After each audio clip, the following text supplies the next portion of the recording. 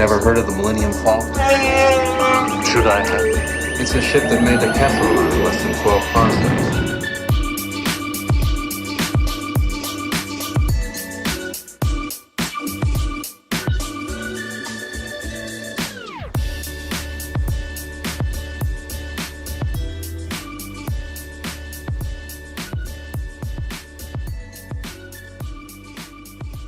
Anna, how are you? I haven't seen you in forever, it feels I like. know. I miss you guys. We love that you're here.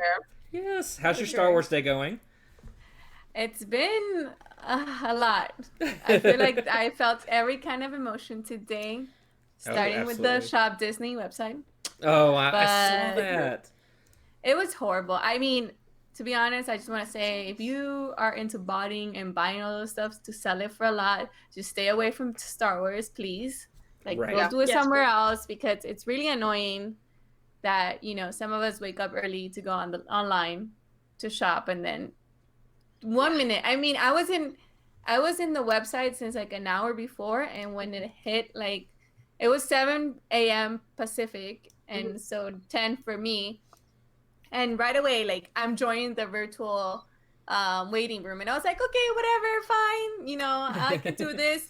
And then I'm in the website at 7:20. I'm like, wow, it took 25 minutes. Everything's sold out. So I was like, man, is that many people buying? I'm like, okay, I guess they beat me. But then I'm like, okay, I'll try this. Nothing. I actually ended up getting the keychain and the pin, but 2 hours ago. How? Because I Oh. still had the browser open, Yeah. and I saw Ashley's video hey, some things are restocking, or they had some stuff. And I was like, okay, I'll try again. Yeah. Tried it. I was only able to get the keychain and the pin, but I was like, okay, at least something. Yeah. So yeah, that was my morning. I was able to pre-order Baby Yoda with the teacup. Oh but yeah, I yeah. got that one. I adorable. couldn't get any of the mugs. That was all. That's what I wanted. was trying to. Mhm. I wanted the hot. The I mean, I Starbucks wanted one? my other mugs. I couldn't Yeah. get it. I'm No, sad. I'm sorry. Other than that, it was a good day. I think. Yeah, just try.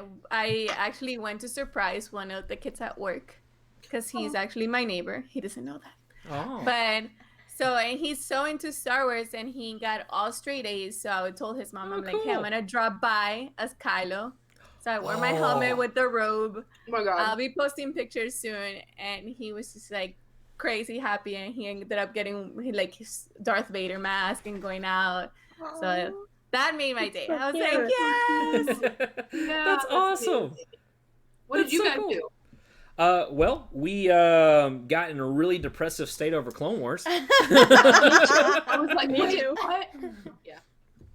Yeah. But yeah, so we started watching Phantom Menace late last night. Well, this morning. I don't know. It was after midnight. Yeah. So we were watching Phantom Menace a little bit, passed out, and then got up and had some lunch, and because we're not morning people at all, and then we watched Clone Wars, and I was prepared but not. Same. So Same. yeah. We'll get into it because we definitely have some feelings. But when it ended, we just kind of sat there in silence and just stared at each other like, "What did I just watch?" I get that. But yeah. For sure. What about you guys? What did you do, Cheyenne? I went to Trader Joe's in my full Ahsoka Tano workout gear. Yeah. From her universe, and what else did I do after that? We ate Chick-fil-A. Of course. We love Chick-fil-A in my household.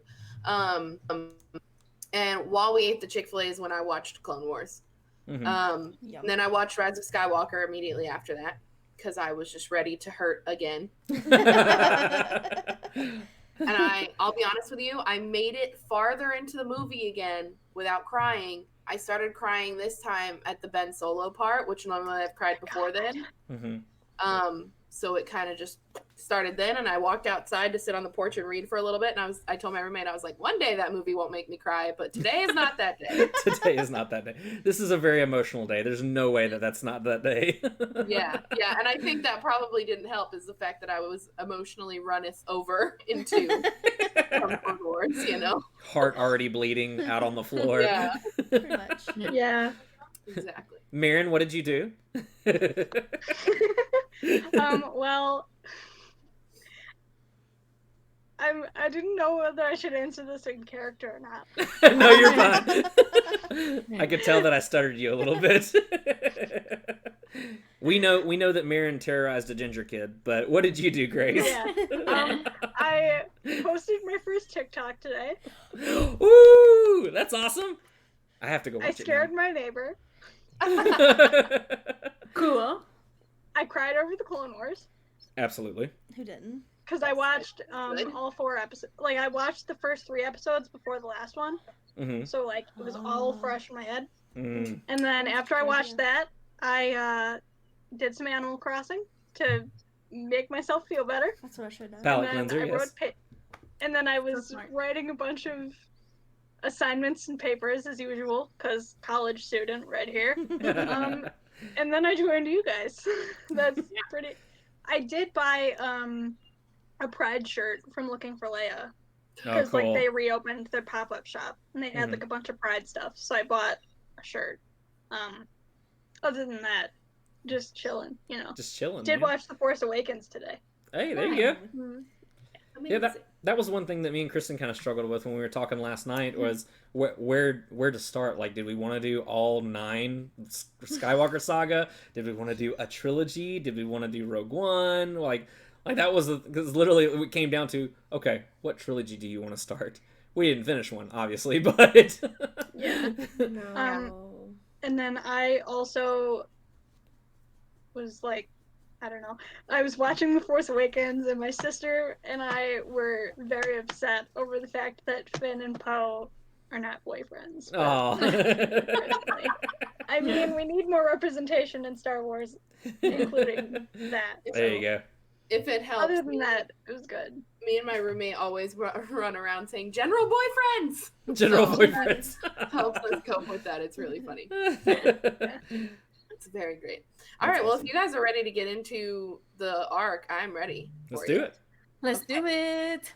Yes, we'll let's do go ahead this. and Start with the first episode, and then honestly, if you guys want to jump around, I'm fine with that. Like if something from episode 9 reminds you of something from episode 12, let's do it. I'm okay with that.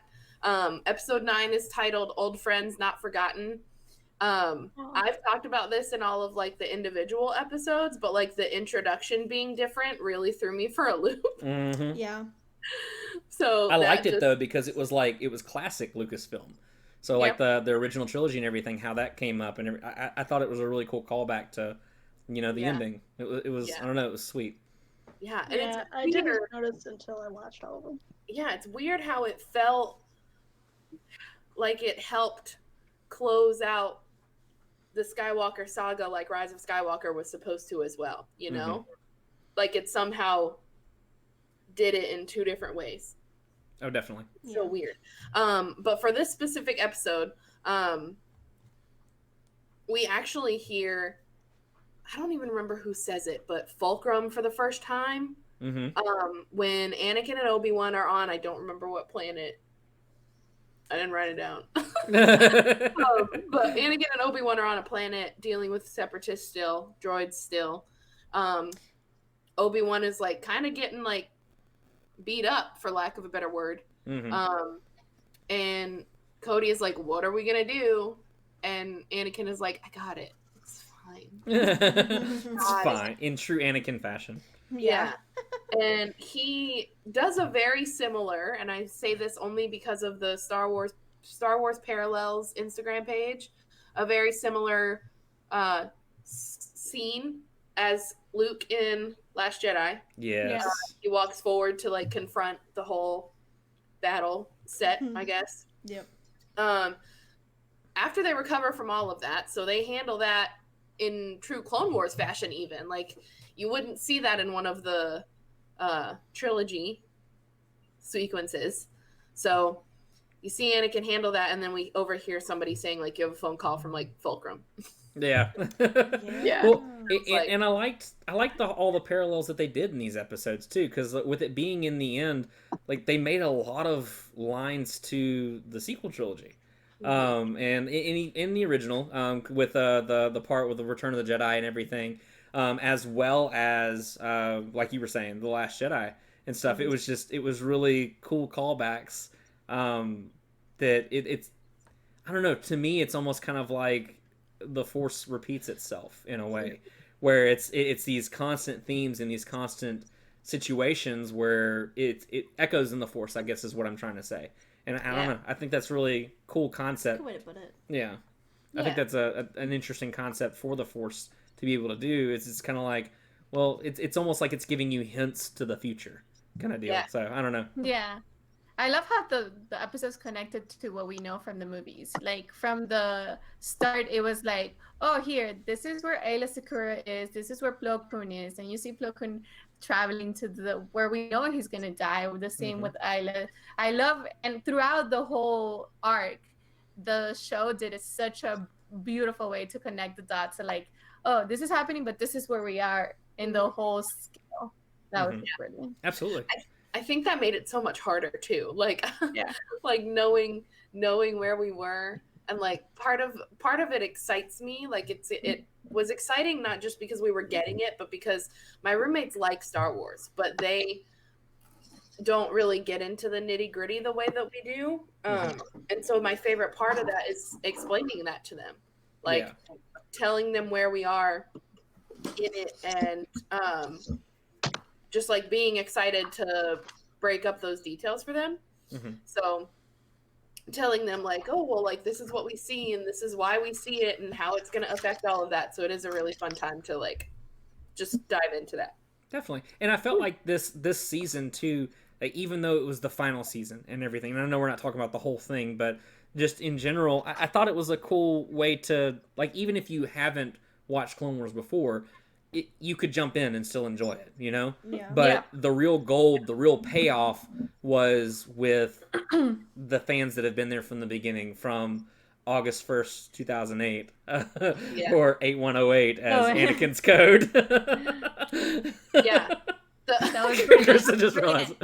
When I heard it, I'm like, that number has to mean something. I was like looking birthdays. I'm like, Wednesday Filoni's birthday, George Lucas, and then Alexis was like, hey, that's the day Clone Wars came out. I was like, oh, brilliant.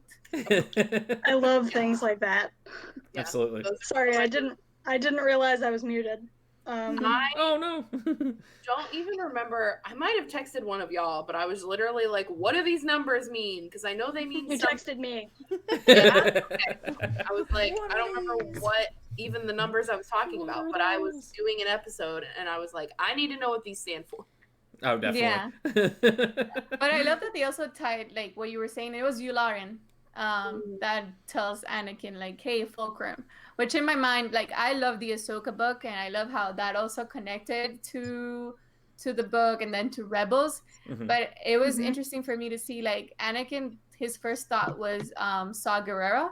And I was just like, oh, so he also had his personal contact. So they stayed in contact after all this time. So I was like, that's very cool to see, because we see what Saw had such an impact later on, and that him had the personal Anakin's frequency. That was a nice touch. It makes me feel like if Anakin hadn't been sewn into extinguishing the rest of the Jedi, that he would have made it a point to go after Saw personally, because it's like, that's my informant. I know what he's doing. Let's take him down. Not that they didn't make it rough on Saul's group, but at the same time. I did say this to Cheyenne when I watched. I don't remember which episode it was. Or no, it was episode 11. So, like, actual Order 66, when all of that happens. And I said the first person I thought of when all of that stuff was happening and when Ahsoka kind of realized what was going on. And, like, you hear Hayden Christensen, first of all. You don't even hear Matt Lanter's voice. It's Hayden Christensen. Yep.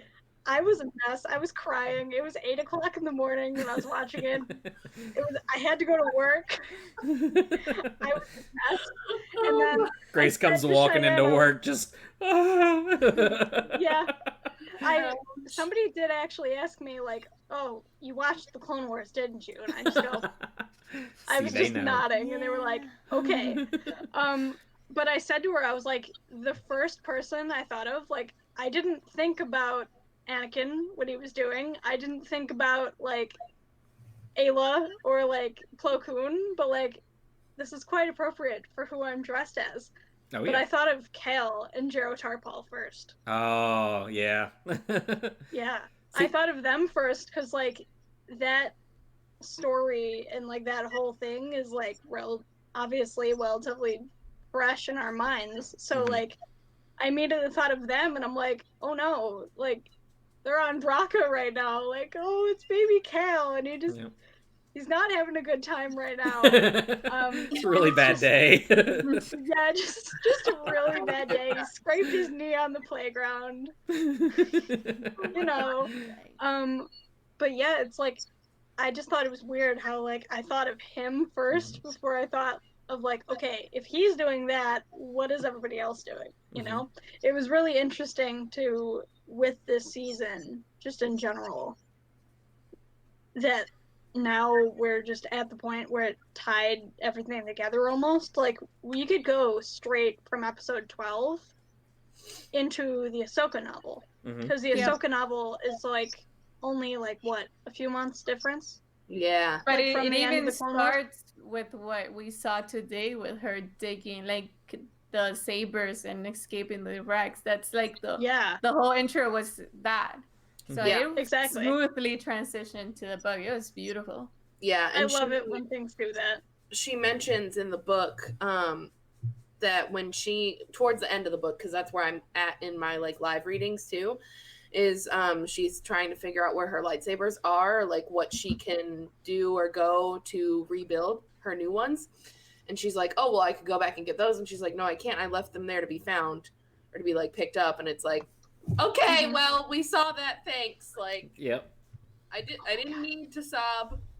Should we wait until the end of the recording to say it, or no? Yeah. We'll jump back Yes? into where I was in episode 9. We'll wait until the end for sure. Okay, because that's like.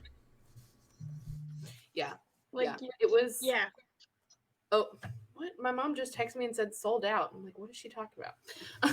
Everything is sold out. Literally everything is sold out. What are you talking about? Well, so where we stopped is we mentioned how they address her as Fulcrum already, which is cool. But I missed that. it was amazing. The long pause when they walk in and they're on the holo call, really like exemplified Anakin's like recognition and care for her, which was just like meant a lot for me. And then he says, like, if Ahsoka hadn't left the order, she wouldn't have been where she needed to be. Yeah. That was just heartbreaking because he's always looking for that answer of like, why did she leave? She was the perfect Jedi. She was my Padawan, my best friend. And then he's like, oh, this is why. Like, he doesn't realize the truth and he wants to look for something, which is also very interesting because we're already on the timeline where he's very conflicted. Because obviously this doesn't help. And like, we all know if Ahsoka would have stayed, there's no Vader. But it's also interesting to see like their dynamic at the start because that broke my heart. Like she was very dismissive. He treated her like a child, and she was like, no, I've grown up. Like, don't even ask me why I was there. Like, I'm in another place. We'll be cool after. Because I was like, why are you treating him like this? And then she was like, okay, all cool. But then he was like, you know what? I just don't care, and went straight to like, here, I have something for you, and then. It was like he was trying to like push for her affection and her just anything, any kind of connection to her since she's left. And like it broke my heart because like he just kept pushing and pushing like, hey, how you been? And no time, let's go. And I was just like, Ahsoka. Like and I feel like she's in another place where she's like, look, I'm here with Bo-Katan. I'm trying to convince her that you guys want to do this. Don't treat me like a child. Like, I need to look more mature. And she's obviously, this is why I feel like the whole sisters arc before was so important because we see what she thinks about, we see what they realize about the Jedi, and she's like, oh, I guess you guys haven't changed. And yeah, that's true. I know that when Anna and I were talking about that episode or that kind of arc, actually, just the Martez sister arc, about how, because I was very like kind of just put off by the arc. I didn't really know if it was going to mean as much to me until the end episode of that.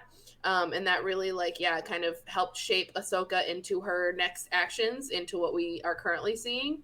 And it's interesting how she is somehow being sassy, and it was upsetting to me to like see her be that way to them. But also like part of me was like, you go girl, like you've got stuff to get done. And they're not listening to you. They're trying to be all sentimental about it. And that's important, and that meant a lot to me as an audience member. But at the same time, they're still not taking what you're saying seriously.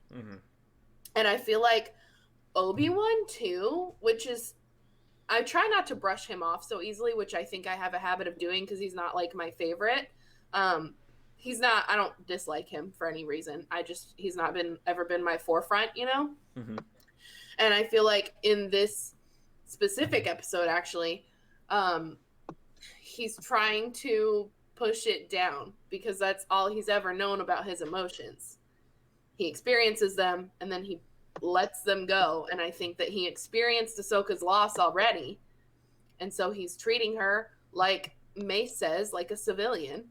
Oh, Mace. And oh my god, I already didn't like Mace Windu, and no offense to him. I mean, Samuel Jackson's cool, purple lightsaber, cool, but like he's never been my favorite. So like when he spoke to Ahsoka like that, just in general in this whole season, I was really upset by it. I was like, you trusted her. At one point. And now because she left the order because of their mistakes. Like, it's not her fault that she left. Yeah, he is a great fault. character. He is what's wrong with the Jedi Council.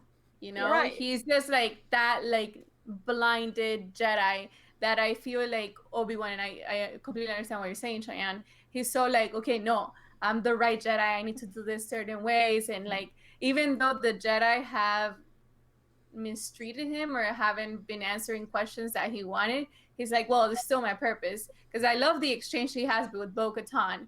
And she was like, oh, I thought my sister meant something for you. And then he said, I can't allow my feelings to cloud my judgments. And Anakin's face was like, man, he's in another place. I feel like he's defeated to a point with the, I can't do anything. This is the way. Not to be. This is the way. But it's just like, okay, I gotta do this because nothing else has worked. Yeah. Well, and my friend Nathan and he's a fellow moderator on the Facebook page that we mod, and he and I were talking about it in our podcast that we recorded the other day, and he and I both agreed about Mace and Obi-Wan, and then he had a really good point. Like, Mace and Obi-Wan are two sides of the same coin. Like, Mace is the negative side of upholding the Jedi Council's orders, and Obi-Wan is the positive side of it. Like, Obi-Wan somehow translates all these things and into positive energy, and he is a good Jedi, and Mace translates it into, for lack of a better word, pissing people off. Yeah. Like, this is your brain on arrogance. This is your brain not on arrogance. yeah. Right. Yeah. It's insane. Amazing. Let's see. Where are we at? You were right. The note lady.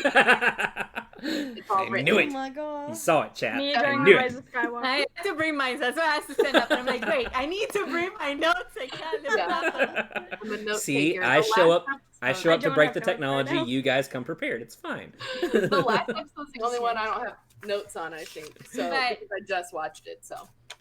Yeah, so we're back at what Anakin is now giving Ahsoka. Well, the whole sequence when she's walking down the hallway and everybody's saluting her, and Anakin's like, loyalty to the clones mean everything, and we're just like, ah! We know what's We're gonna all happen crying. in the whole arc, but there's something that it's still unexpected. Like, we don't know, even though we know what's gonna happen, how everything's gonna play out. And there's so many things that I did not expect. But that sequence of her like being confused, and that's when she toned it down.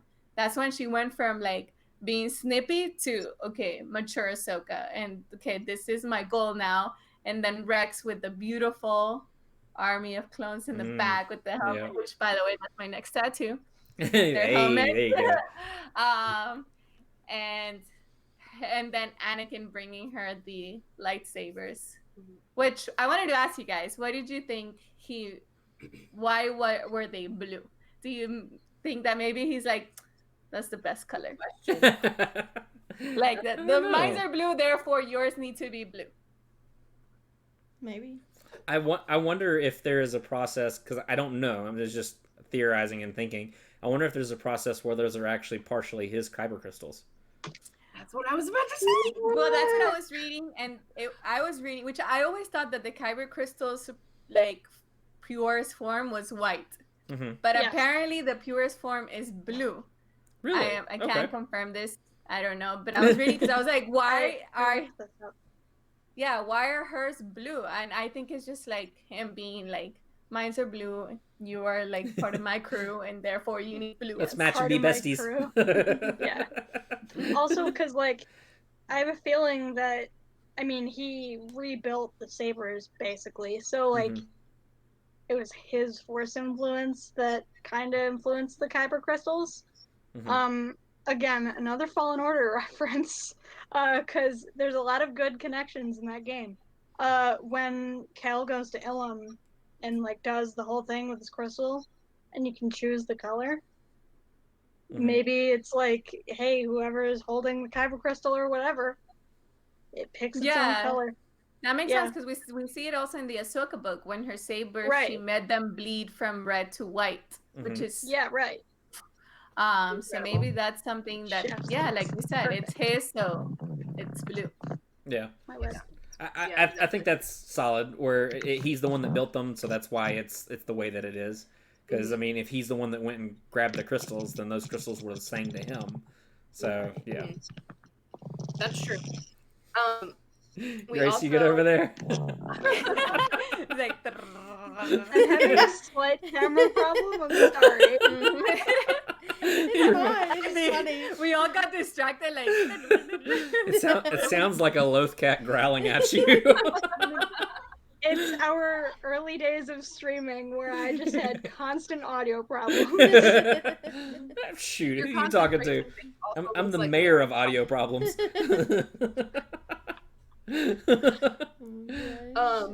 What happened? Oh, Grievous attacked the Capitol. So this is kind of the turning point of the show or of the episode, because we have all this emotional dialogue meet, and then Grievous attacks the Capitol, and Obi-Wan mostly is choosing the Republic, and quote unquote playing politics.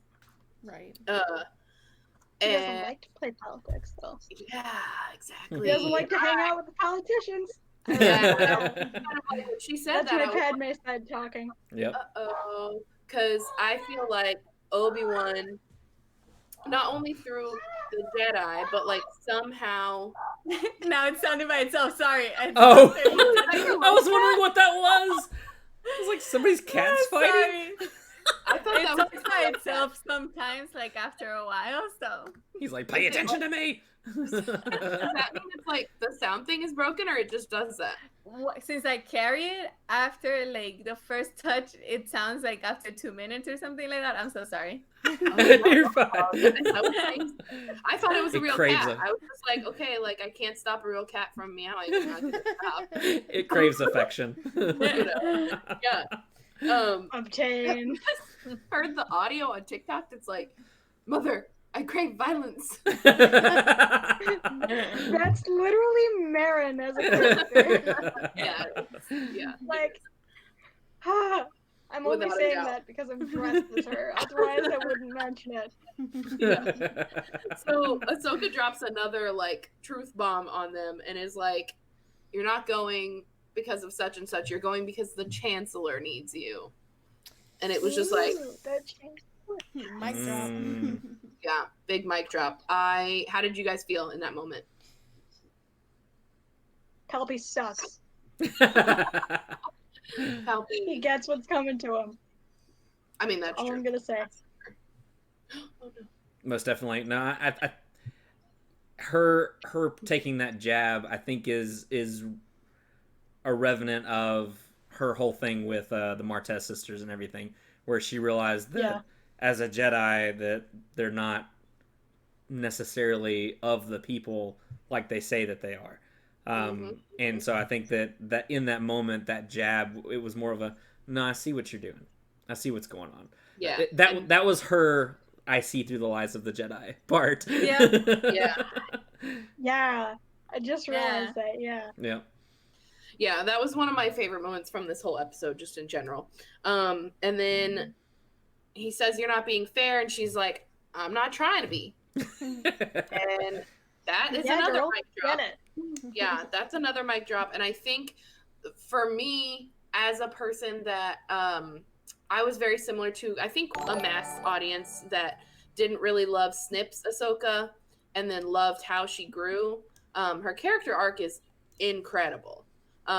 It's one of the best. But this moment for me, I think, was her fulcrum turning point. You know, like now she's got this code name. And now she's working to help people, and she's kind of figuring out where she belongs in the universe, I guess you could say. But even in the Ahsoka book, she's still discovering that about herself. I have a pun. Say it. In her universe. That's it. I'm gone. Bye. You can't.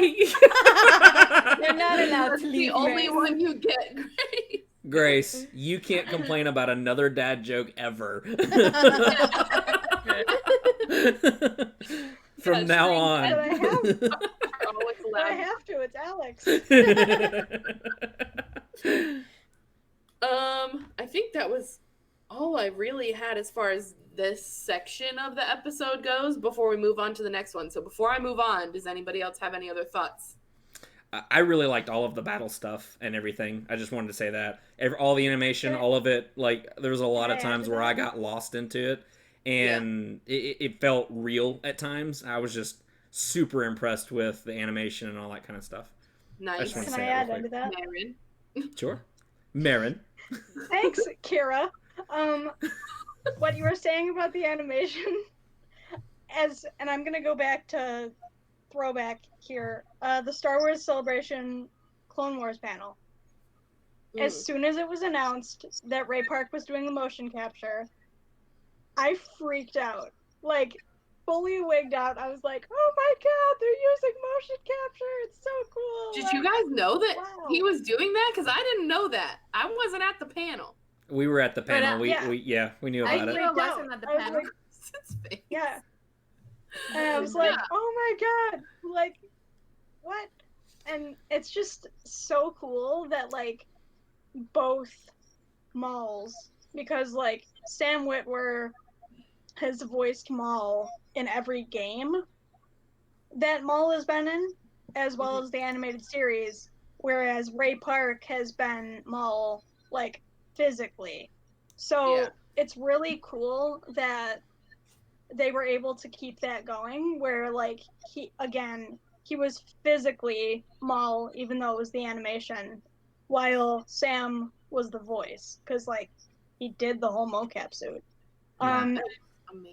And Lucasfilm actually has, like, their own fully kit out, like, motion capture stage and everything that they use.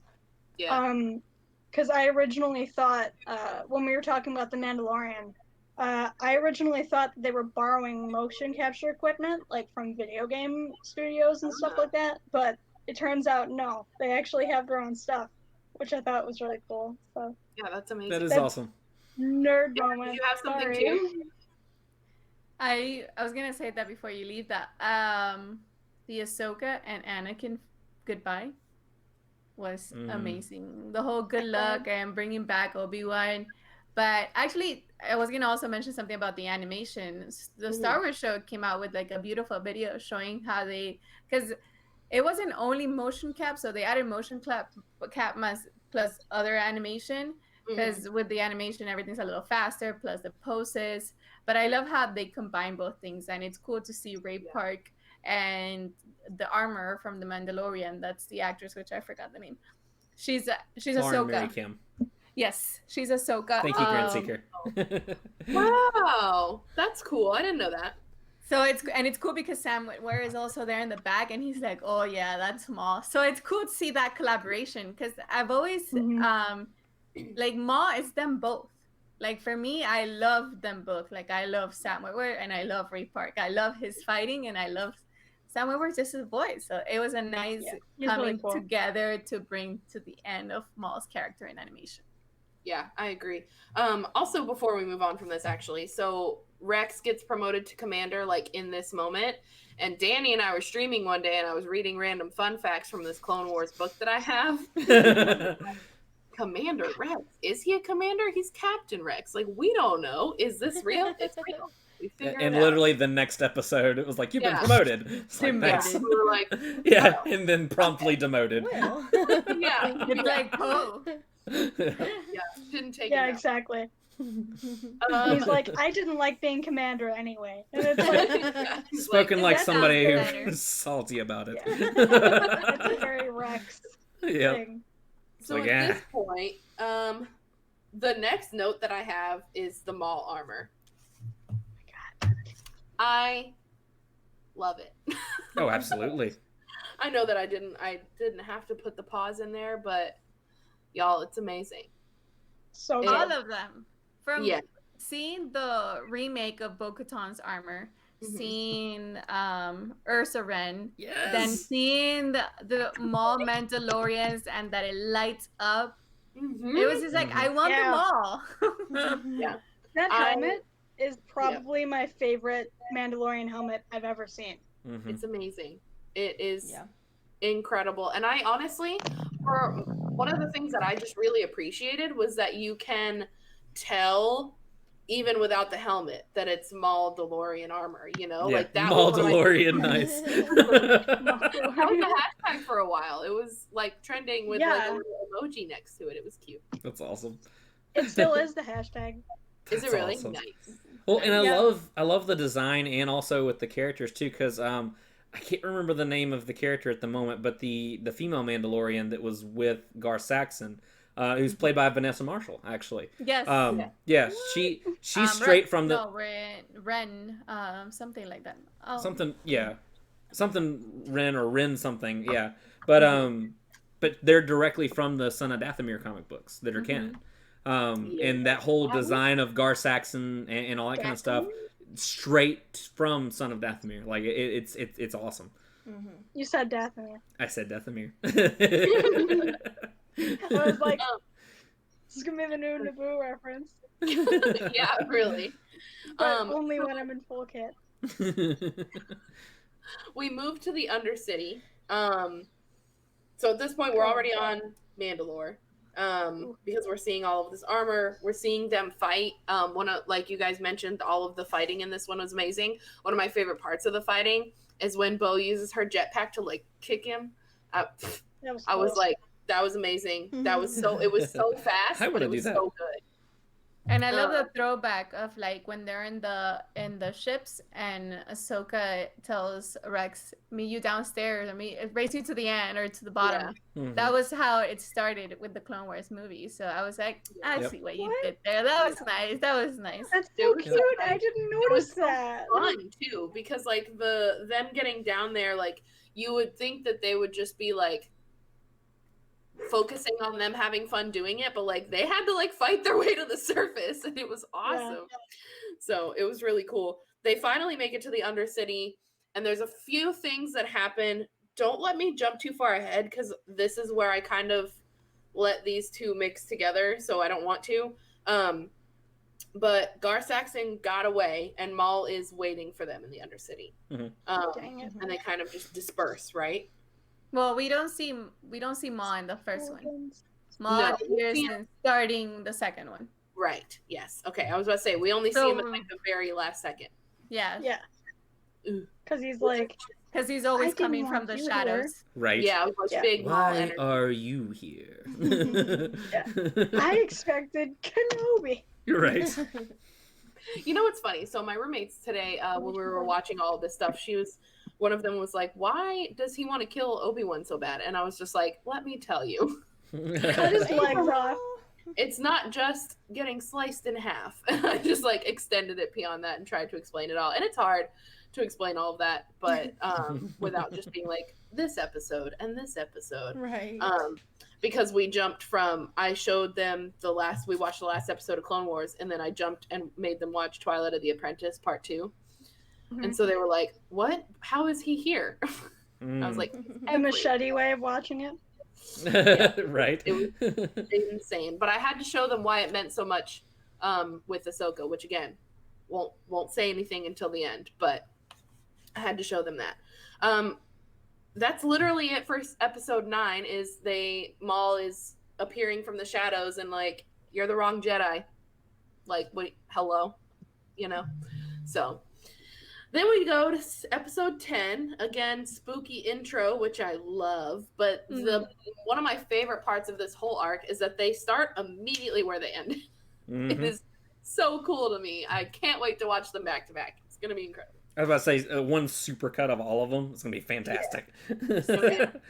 I sure hope they somebody's release it that already- way. Huh? What? And But I think you hope said we something. release it one like, here's a special edition. Right. The last arc all together.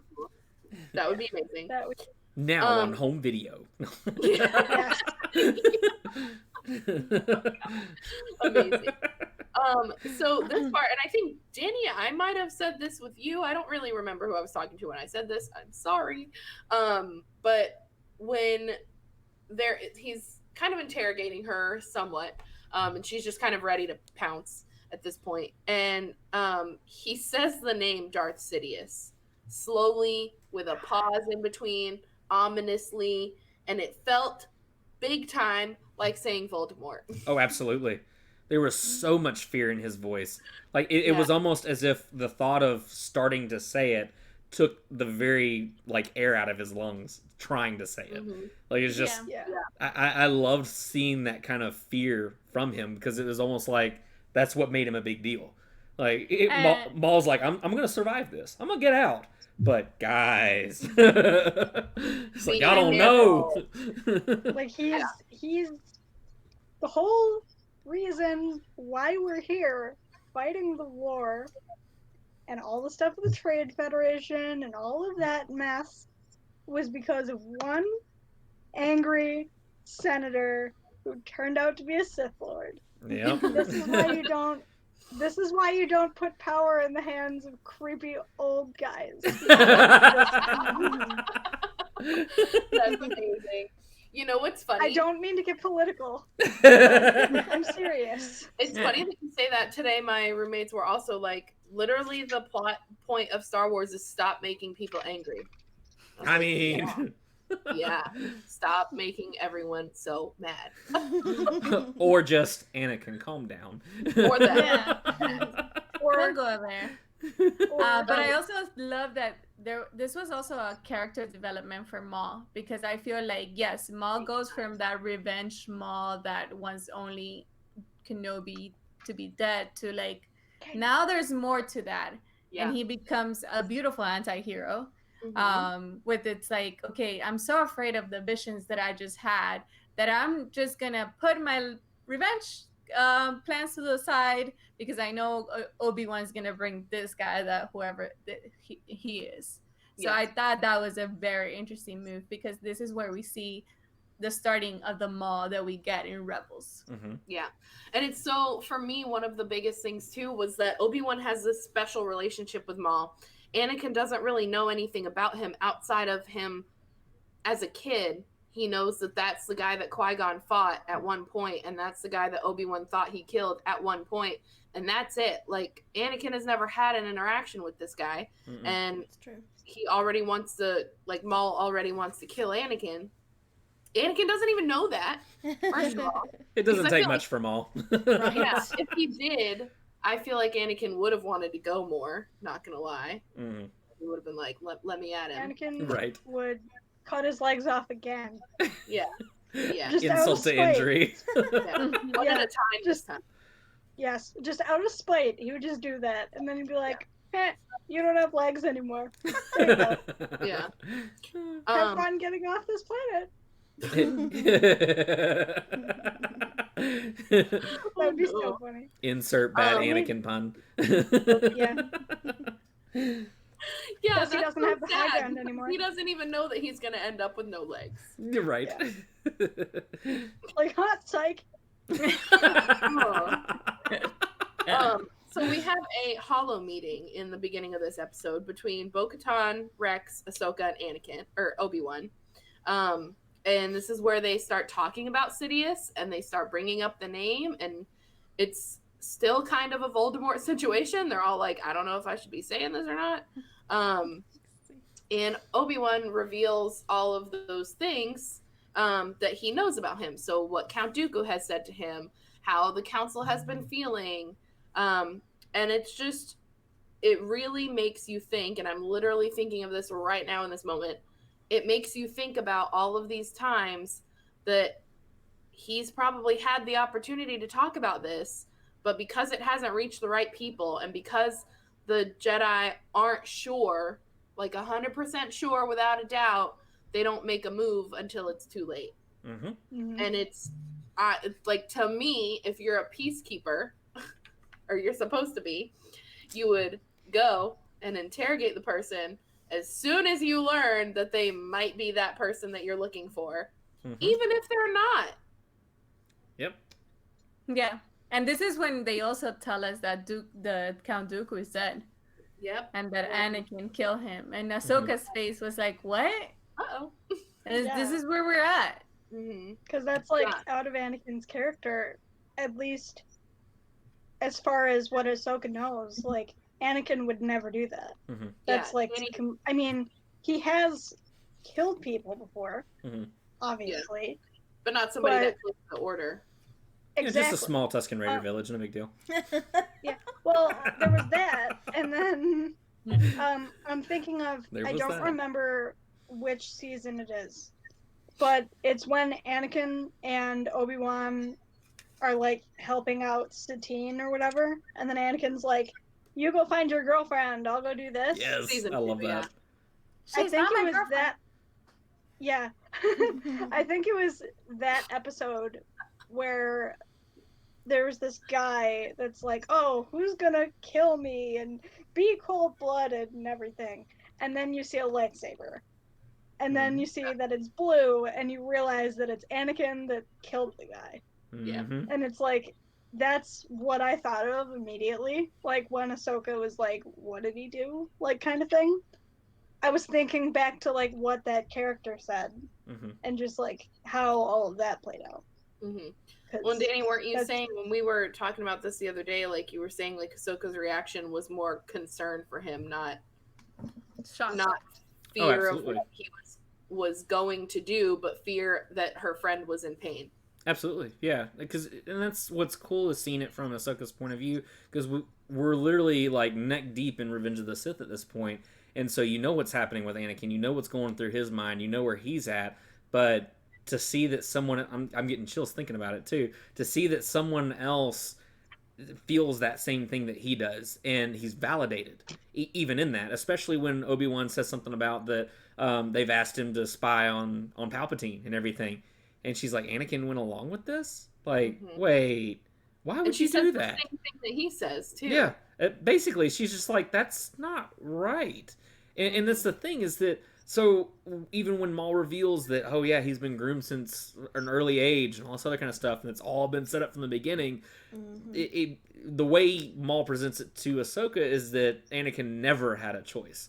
But the thing is that Anakin had many choices, but a lot of them were directed. And a lot of them were, hey, I'm going to push you or nudge you in a certain direction. Yeah. But at the same time, Ahsoka knows just as much as we, the audience, know watching, is that he had every opportunity. He had every choice, but the council acting the way they did in hey, I know that you didn't join us till you were like 9 years old, so I know that emotion is a really common thing for you, but we're just gonna need you to put that in a box and never talk about it. Yeah. Thanks. Your mom died. Don't talk about it either. I mean, like stuff like that is like, you can't do that. The kid was a slave, and then you're literally gonna tell him to just forget about all that trauma, give it to the Put it Force. away. Like you can't do that. Right. And they created the monster that they were afraid of the entire time, and Palpatine allowed them to basically push him into his arms. Like by the time that they're on Mandalore and everything, Anakin's there. Like let's be honest, he's already there. He's like, this guy can save the woman I love. She's literally the last person in the world who cares anything for me. Please. Yeah, because he validated Anakin and made him, feel like he could do something that wasn't possible, really, I guess. Mhm. Yeah. Bring back. Well, and like this whole portion with Ahsoka kind of feeling that about him just in general made me think about Anakin in the council chambers in Revenge of the Sith when he's feeling Padme. And I was like, I wonder, like obviously at the point when they were making Revenge of the Sith, even though Ahsoka didn't exist, now that we have that information, like what if, and this is just like headcanon, but like he's thinking about so much more than just Padme before he starts only thinking about her, like he's thinking about all of these things that he went through.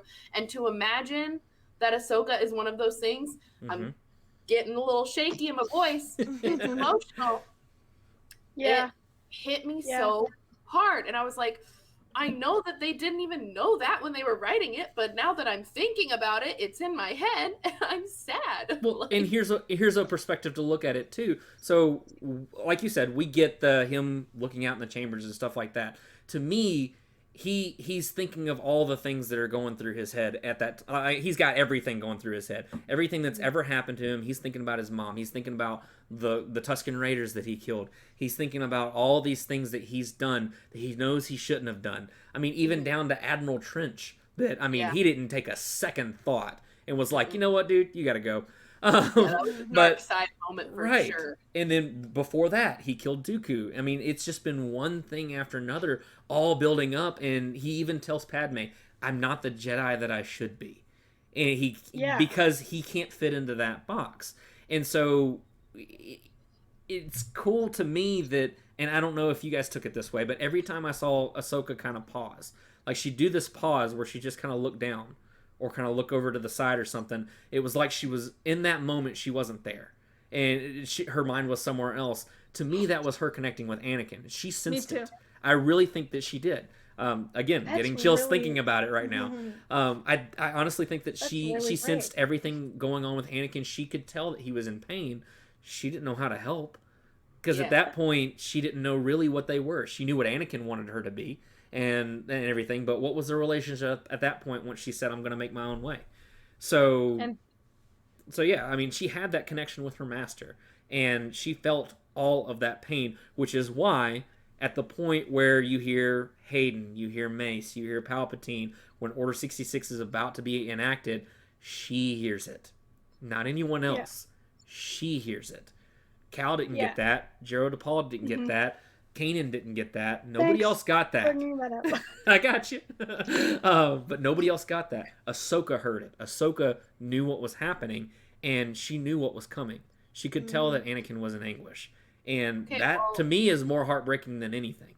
Yeah, she fell down. Like, she was devastated and heartbroken. Like, she would never think this happened. And I feel she was connecting because, like you said, she felt like something was wrong. And I love how the show also shows us, like, this is happening really fast. This was an hour ago, then the next day, and then that's it, the next day. Like, there's no way to process any of this information.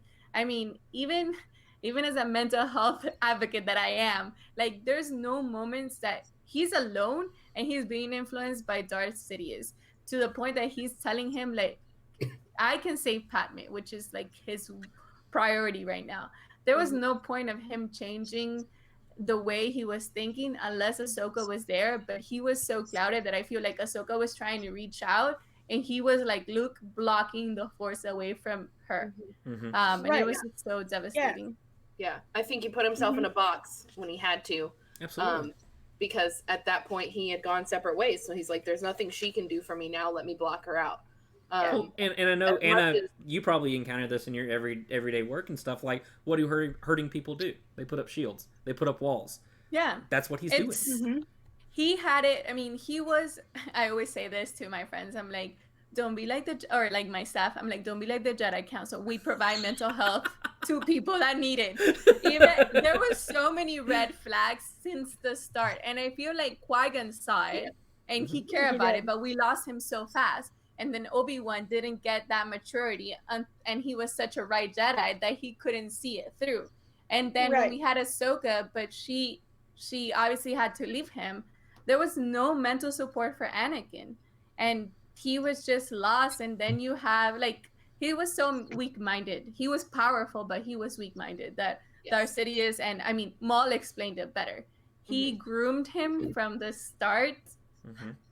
It was just like there was no other way. He was going to become Vader one way or another. And I wonder if he hadn't been groomed from the start, if Anakin had been able to build up his mental strength, if it had been what more of a battle it would have been, you know? Like if Palpatine hadn't been in his brain, he could have built up some form of mental strength. Maybe he would have fought a little bit longer, or maybe he would have recognized something after a certain point and not been shoved to the side. Instead, he would have stood up for himself and inserted himself into the situation.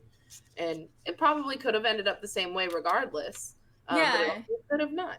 He needed a little bit more maturity that I think we saw in Obi-Wan in this particular time. When it was telling Ahsoka, like, hey, let's talk, you and I.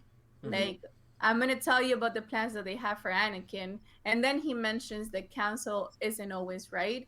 He's there like I feel like that's him moments before talking to Anakin before leaving.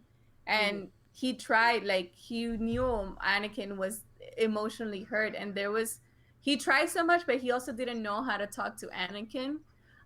So it was just like, hey, I know the council isn't right at this, but let's try to figure it out. And Ahsoka and Obi-Wan's like, hey, he'll listen to you. And she tried, but it didn't work. Yeah, exactly. So speaking of all of this, literally when they break up this meeting, and I kind of want to run through this part, not quickly, but like we want to get to the meat of this episode. But Obi-Wan wants Ahsoka to talk to Anakin. And she's just, and like my brain was just like, about what? Right. Literally, what is she going to say that's going to help your situation? She disagrees with the council's decision. Too little, too late. Like, she's not going to be able to help. And it was just, my brain was like, okay. Right. It's almost like he was hoping for an advocate. Like, hey, he listens to you. Tell him this thing that you don't believe in. And it's like, no, you're doing exactly what Palpatine has been doing this entire time. You're trying to find the opportune moment where he's weak enough to go, you know what? I'll listen to her because I love her. I miss her. I hate that she left and all this other kind of stuff. Like, that would have been another weakness. And that's wrong. Because, I mean, they're doing exactly what Palpatine was doing. And it was almost like they started realizing it. And was like, ooh, maybe if we start now, we can get ahead. It's like, buddy, you done lost the race. And I actually, because I haven't reread the Ahsoka novel since I first read it when the book came out. But now that I have the whole arc, I'm definitely going to go back and reread the book. Oh, absolutely. But when I'm going to pull references from the book, just general, nothing like too spoilery. There are moments like where Ahsoka is meditating, and she hears like multiple people's voices. Like when she's meditating, she hears Anakin at one point. She hears Obi-Wan. Like she even heard Qui-Gon, I believe, and Plo Koon, if I remember correctly, and Plo Koon. For sure. And then also, obviously, this is where it got me. When she first starts meditating, she hears Padme. And she doesn't expect to hear Padme. Yeah. Because, and she doesn't know what happened to her. I think until this was at the end of the novel, like when she gets contacted by Bail Organa. This is the same exact thing this is the same exact thing that happens at the end of Queen's Shadow. Sabe and Tonra get contacted by Bail Organa. So, this is how I always tie it back to Padme. My thought is like, especially after watching these episodes, if Ahsoka is Fulcrum, and if Saw was also Fulcrum, and if Cassian is technically Fulcrum, does that mean that Sabe is also Fulcrum and that they all work together? Very possible. Could I would be. love that. My heart. I just like that. Oh That's my a good thought. god! Like, I Bale's love just Star recruiting Wars his so own Avengers. Yeah. No, that's such a good thought Ah. process. I would never have even registered that. Yeah, and like people, they tend to acknowledge like how strong of a relationship that Ahsoka had with Anakin. But then because she had such a strong relationship with Anakin, she also had a strong relationship with Padme, which most people tend to forget. Not me, obviously. But like, and even like in the earlier seasons, you could just see how strong a relationship they had. Like, just because like you can't have a relationship with Anakin without Padme and vice versa. Yeah. And I just really love the way that all of these characters kind of like tied in, and how by the end of the season, like you knew how much all of these characters cared for each other. Oh yeah, for sure. And I'm getting emotional thinking about it, and like I can't cry because I'm wearing face paint. Yep. But like, That So do it, motivates girl. you. You got this. You can do I it. got this. I can do it. That Channel was earlier. Dathomir.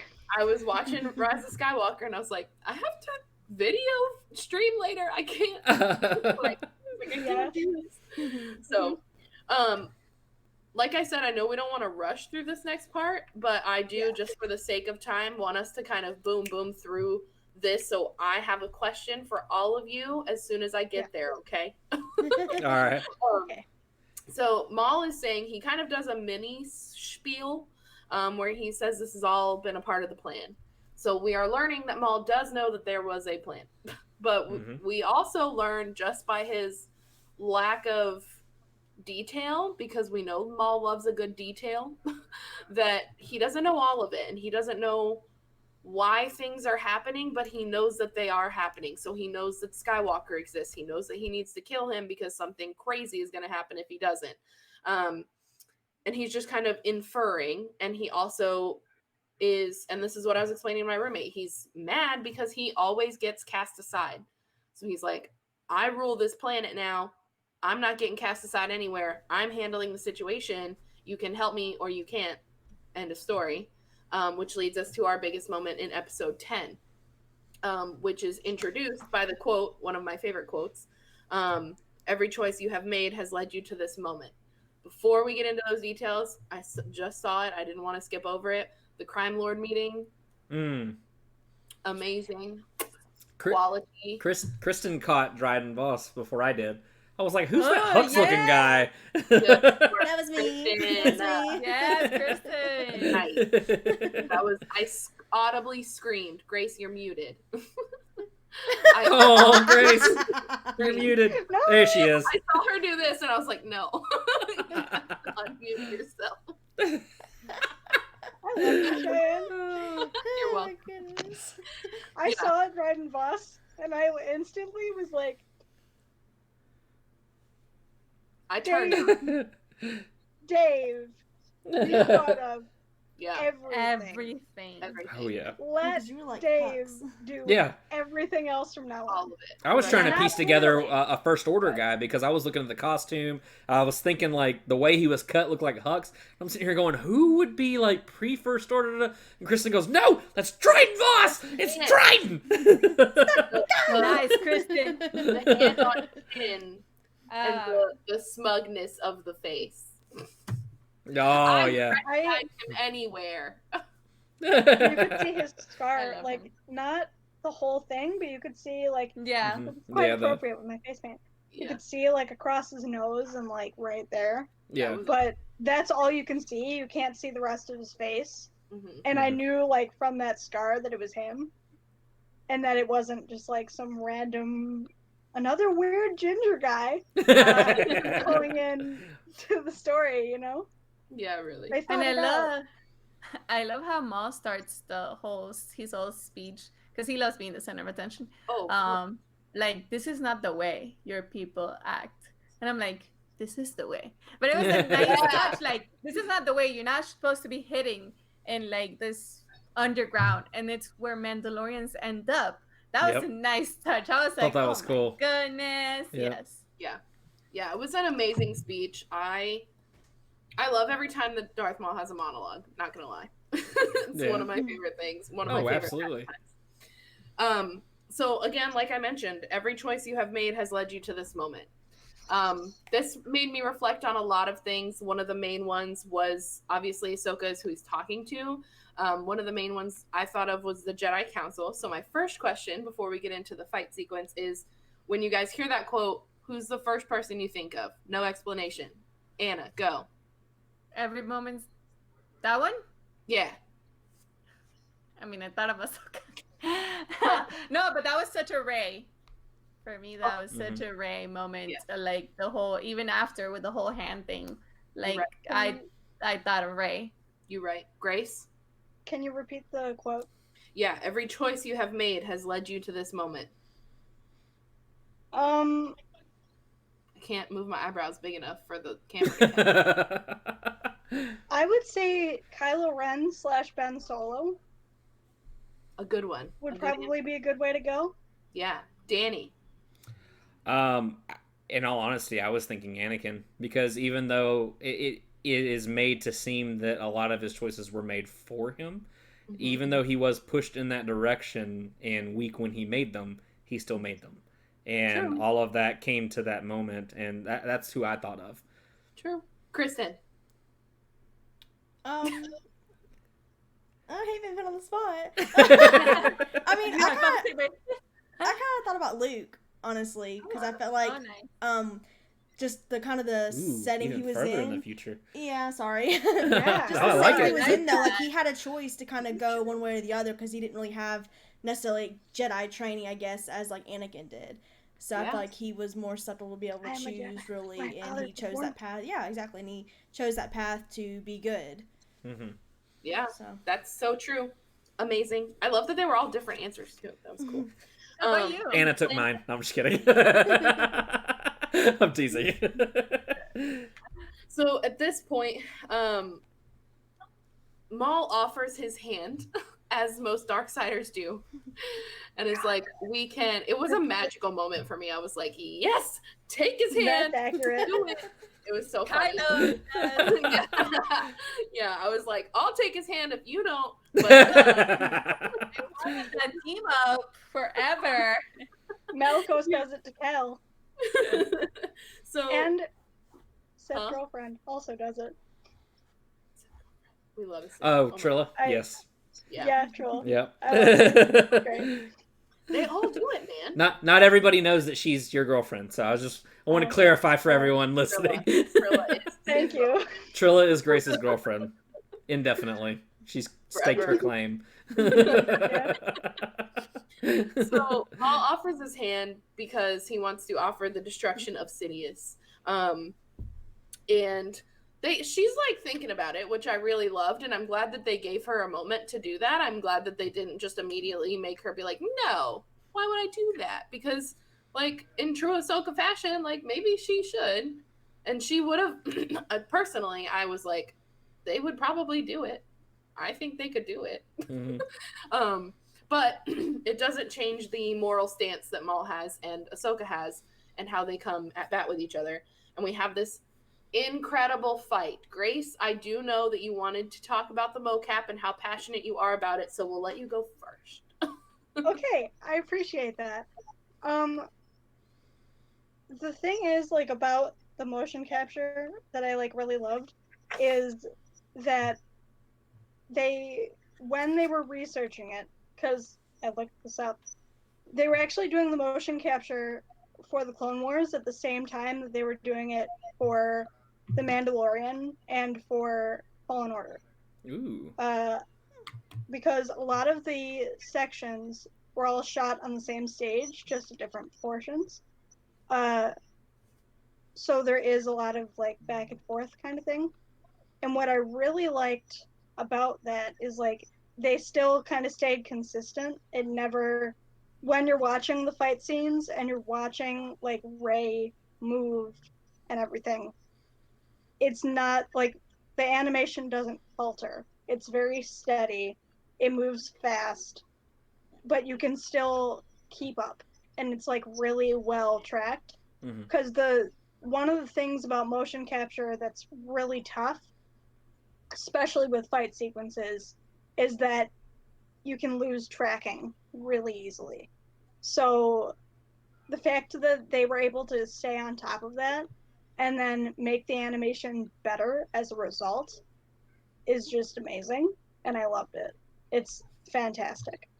Also, in regards to the Clone Wars is the only motion capture that they did where they didn't track the head for the characters. So like for Maul, they didn't track his head. Instead, what they did was they put tracking points on Sam Witwer. So then when he was doing like his voice lines, that makes sense. They were using his face like as reference instead of using cool. Rey. Cool. Because Rey wasn't doing the voice lines, it was Sam. And they wanted like his mannerisms and like the way that his face moved in order to influence Maul. Which was awesome. So in a way, Maul was still split in two. Yeah, exactly. Jesus Christ. That was a good one, Dan. That was so good. That was dirty. Oh, dude. Yeah. That was so good. Kristen is like, I gotta go. I can't like, be bye, guys. So, mocap lessons from Grace. If you guys ever have questions about that, she is your person to reach out to. Yeah. Anna, how did you feel about the fight scene as a whole? Did you have a favorite moment, a least favorite moment? I mean, I was mind blown. The explosion before the actual fight, that animation was beautiful. That explosion for me was everything. And I love a good choreography. And that was such a good choreography between them. I'm like, I can't wait till I learn it. This has been my favorite fight in the whole Clone Wars series. It was well done, and the fact that they still had time to like talk to each other, and Maul being like, "Oh, you're as arrogant as Obi-Wan." All of that dialogue was pretty cool. Yeah, I love the whole fight. Me too. My friend Rebecca, she's been on the show before, but she's like, it might be my new favorite lightsaber battle, and I was like, that's 100%. Yes. Yeah. Absolutely. Danny, Kristen, what are your thoughts? Oh, I absolutely loved every second of it. Yeah. Me and Kristen, like, it's been fun because like I watched a lot of the Clone Wars. Actually, I don't remember if I'd finished it before I met you or not. No. But yeah, so I'd watched it together, I thought. Not all the way, because I remember you didn't really get interested until like the Mortis time, and then all of a sudden you were like looking over my shoulder like, what's that? Whatever. But I mean, like it's been fun watching this last season with her and everything, because both of us are just like so just floored by everything about it. Because it's cool because you could tell what's mocap and what's not. You could tell the more fluid motions and everything, and so in that fight, like, it felt real, even though the entire thing was animated. It gives you this suspended disbelief of that, like, you're watching. I mean, technically, you are watching a real lightsaber battle, because I mean, it's all an actual person behind it. But it's without a doubt probably one of my favorites now. And it was so Maul.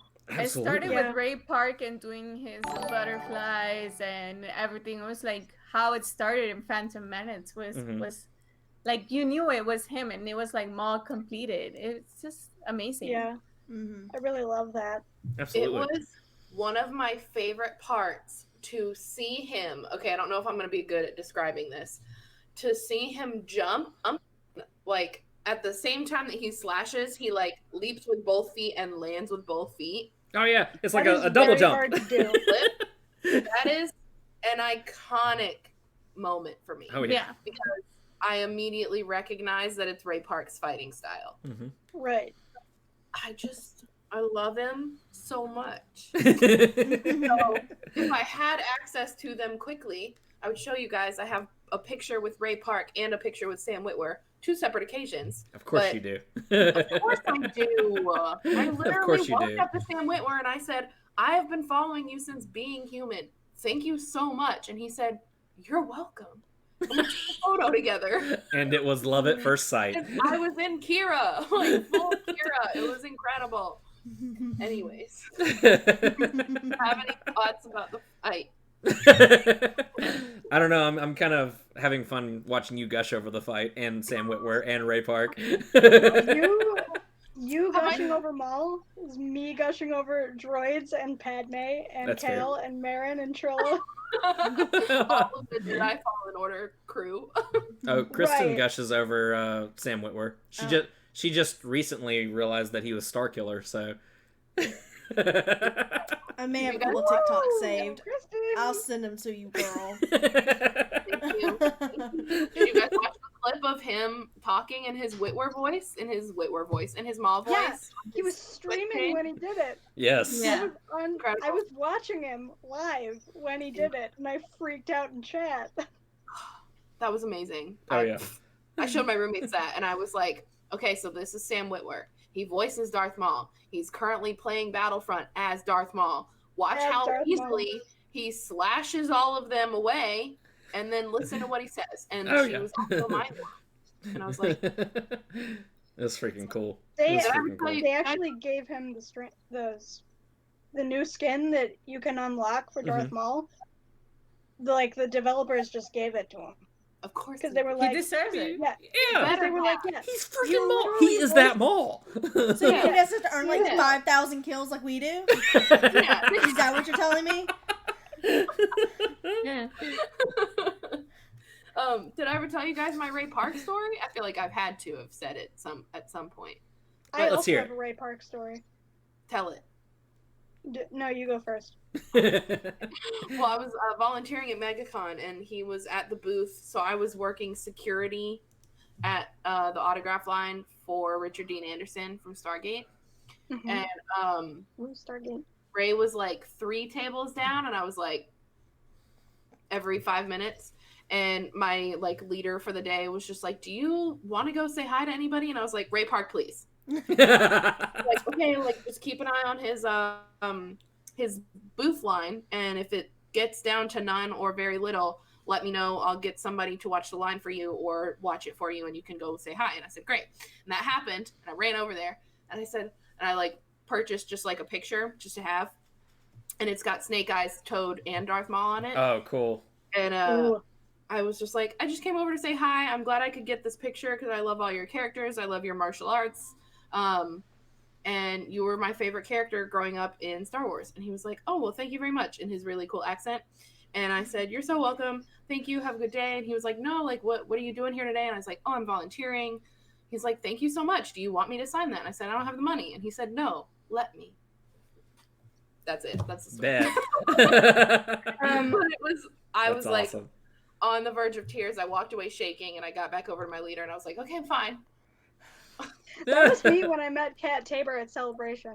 Yeah. But I'll explain that Oh, to you she's later. such a sweetheart. But yeah, oh my god, she's so nice. My friend got to interview her for a charity thing yesterday, and it was Oh, really great. cool. Nice. Cool. What's your Ray Park story? My Ray Park story. Okay, this requires a little bit of context. I'm a third degree black belt in Taekwondo. I've done martial arts for 10 years. Yeah, Great. 10 years. I don't study anymore because my back and my hips are just not in the shape they should be. And I was doing, like, I went to a seminar with a bunch of the black belts, like, as just like a training thing or whatever. We didn't know who was going to be teaching. We get there, and there's 2 people that own the school that were teaching, and then also Ray Park was teaching. He was That's teaching incredible. he was teaching Eskrima, which is like dual wielding like bamboo staffs, and then he was teaching bow staffs. So, and it was both staffs, haha, in the class. So, because like I prefer like dual wielding, and I like staffs and all that, it's like one of my favorite weapons to study. I took his class, and it was really cool and everything. And I walk into the room, and I immediately notice that I'm like the smallest person in the room. For a little bit of context, more context, I'm 5 foot. Ray Park is like 6'3", 6'5", in that range, maybe. And so we're all lining up, we're getting ready for class, whatever. He's short. What? Ray Park is not that tall. I'm taller than I Ray thought he was Park. tall. I might be thinking of somebody else then. I'm taller than him. He's and taller I'm than me. 5'7". Because I took a picture next to him. I mean, I did have the Ahsoka thing. Yeah. But he was was short. 5'4" or something. Yeah. Everybody's taller than me. I'm taller than Ray Park. That's weird. It felt like he was really tall. Okay, that's all I'm gonna say. Kristen's investigating. So, like, yeah. I don't... Thank you, Kristen. He's 5'10". He's 5'10". He's an inch taller than me. I was close. Oh well, he has 10 inches on me. I immediately noticed that I'm the smallest person in the room. Okay. And so the class is starting and whatever. And then he starts pulling people to do stuff, like, with him, because he's, like, demonstrating. And then he points at me, like, with his, like, staff. He has one staff behind his back, one in front of him. Yeah. And he points at me, and he just goes, "You." And I was like, and I looked at him, and I'm like, "Me?" And he's like, "Yes." And he just goes, "Yes, you. Short stack." I die. Short stack? Yeah.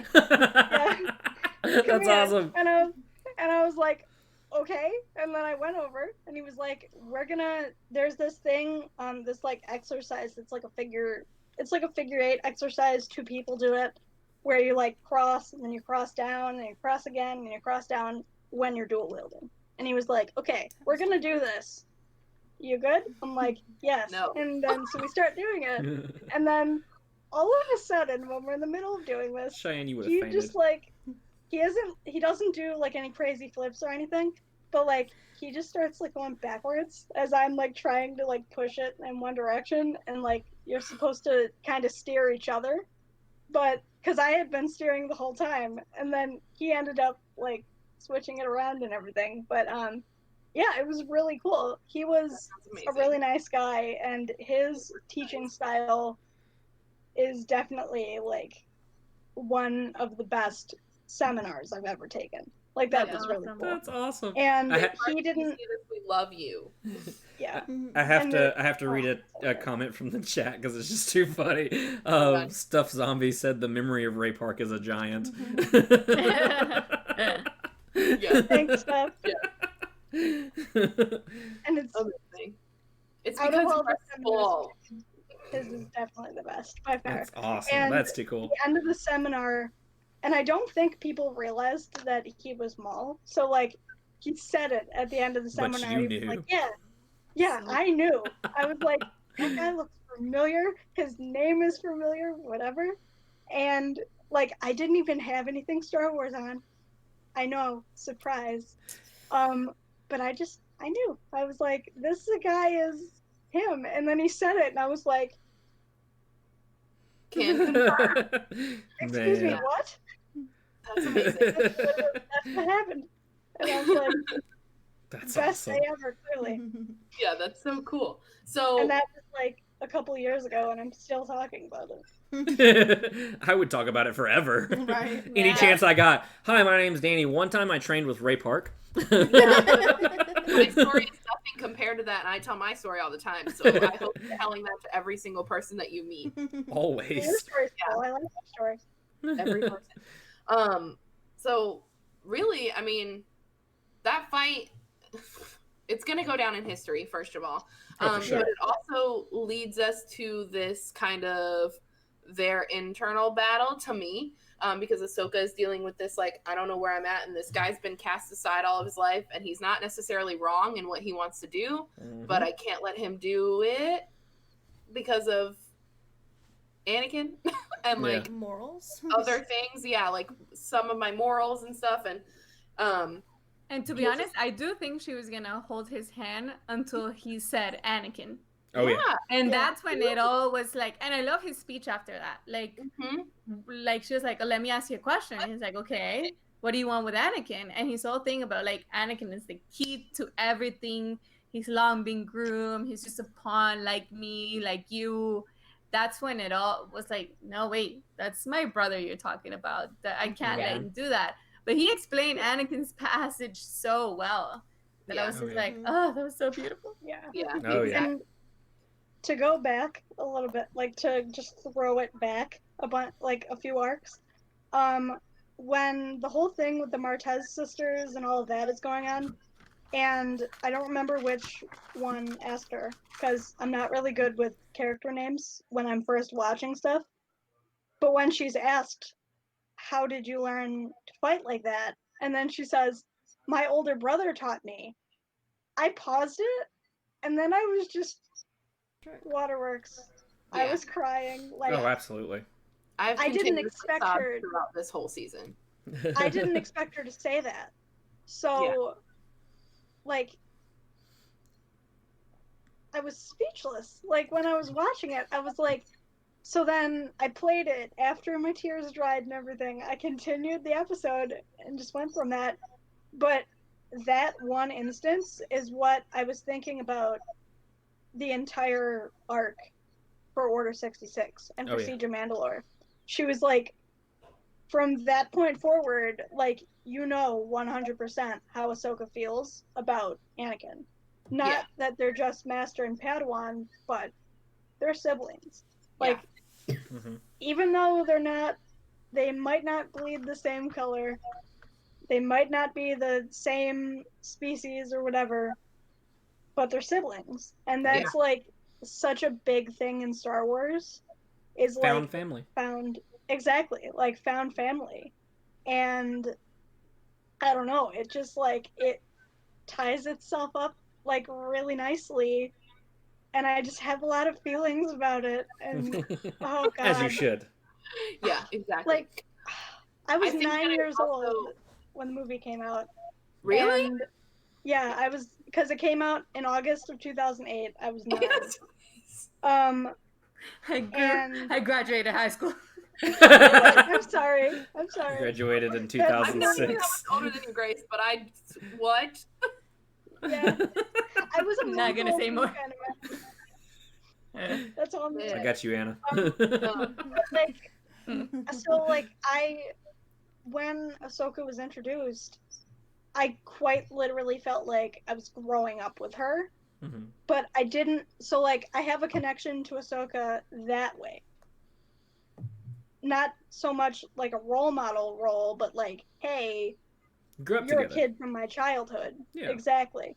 So watching this whole season and like watching her and how big her growth was from that movie to now, and especially to the last episode, which we're not at yet. Oh my god. Like, I love Star Wars.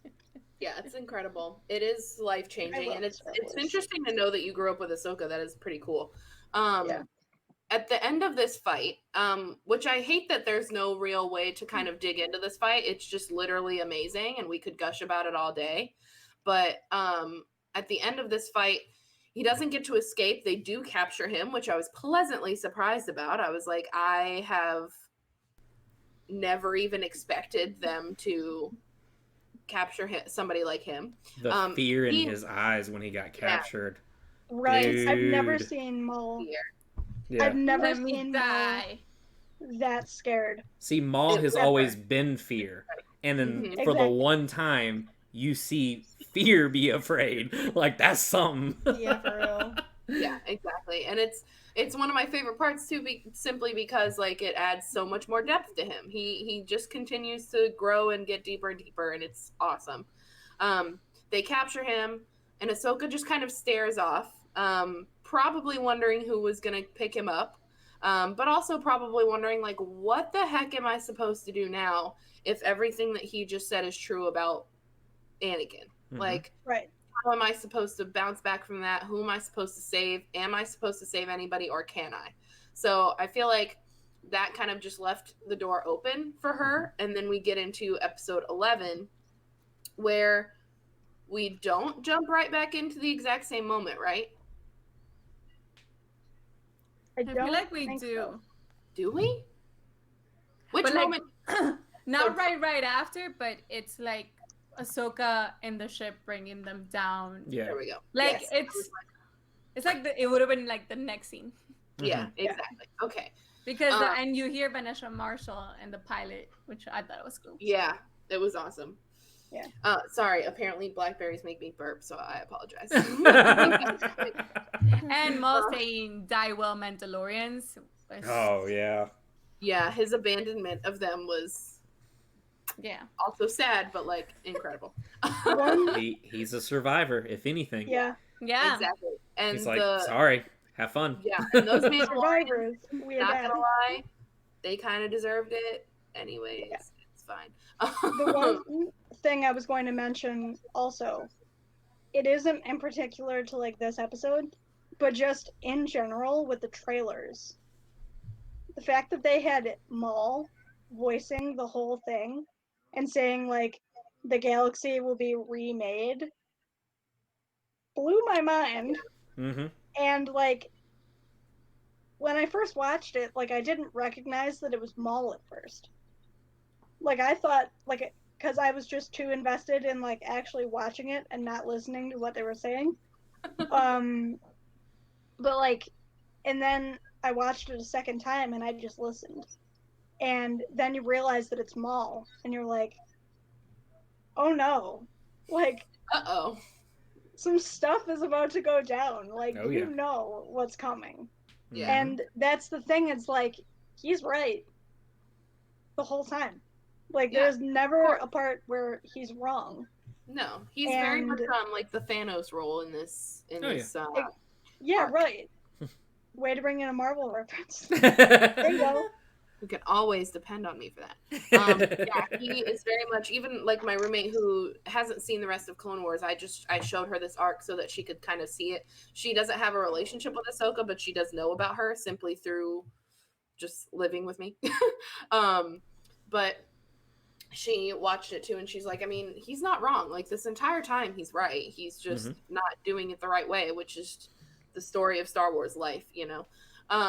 Your execution's a little flawed. Yeah, exactly. He didn't execute Order 66. He executed Order 67. There you go. Hey. So for the next episode, episode 11, I am gonna need you guys' guidance. I don't have notes on that one. Episode 12 is fresh on my mind. Thank you both. So help guide me for this one. But episode 11, like Anna said, we see her kind of descending in the ship, and we know that they have to take Maul to Coruscant. Yeah, taking him back to the Republic. And I just want to say that the whole music since the beginning was so dark, and I loved it. It was so suspenseful. Like, you knew something bad was going to happen. We were just trying to expect when. And the silence of it all, too. And it started, like, with that dark theme, because we see Maul with Ahsoka, and Bo-Katan was like, wow, you actually did it. And you did what a lot of people couldn't do, which shows you how much power Ahsoka has at this point. And then Bo-Katan was like so heartbroken, and her next line broke me. Was like, I wish I was better. That's on something else other than war, something like that. I was like, wow, because they need a new leader, but she only knows war, and she doesn't want to go to the super peaceful way like her sister did. She doesn't get it. But I feel like Bo-Katan, and maybe this is just me, like, I don't even know what the right word is, but looking with rose-colored glasses at Bo-Katan, like, I feel like she is good enough to do it. but also we see her in Rebels at some point, and I don't remember her story very well. I just know that I really liked this arc of seeing her in it, and seeing her be the, what's the right word, the connection between why Ahsoka is there helping, and Mandalorians fighting, you know. Mm-hmm. Because I've never paid attention to Mandalorian history, so having somebody to focus on is very helpful for me.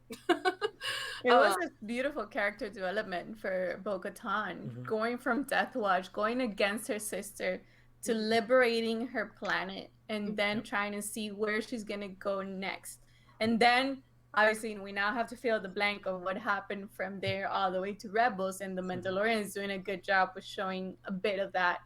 But it just showed that Bo-Katan is not only now thinking of like being a stubborn Mandalorian, like of just thinking about like, let me just fight him, to now like, okay, what am I gonna do? She's being more strategic. So I think her character development came through with this arc. Oh, absolutely. Yeah, I agree. Then we have the holocall that we get from the movies, straight from the movies to the next part, and that's when we all hate Mace Windu. Because he's like, you civilian. Right.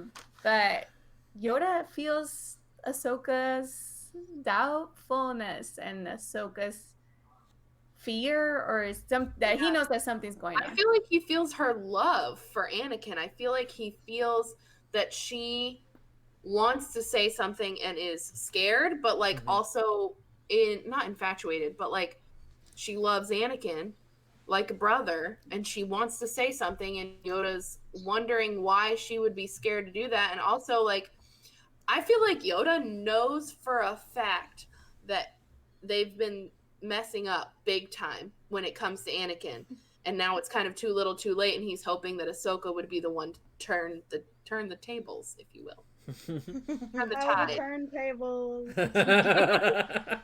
Yeah, like Michael I Scott was really coming in hoping handy. for that.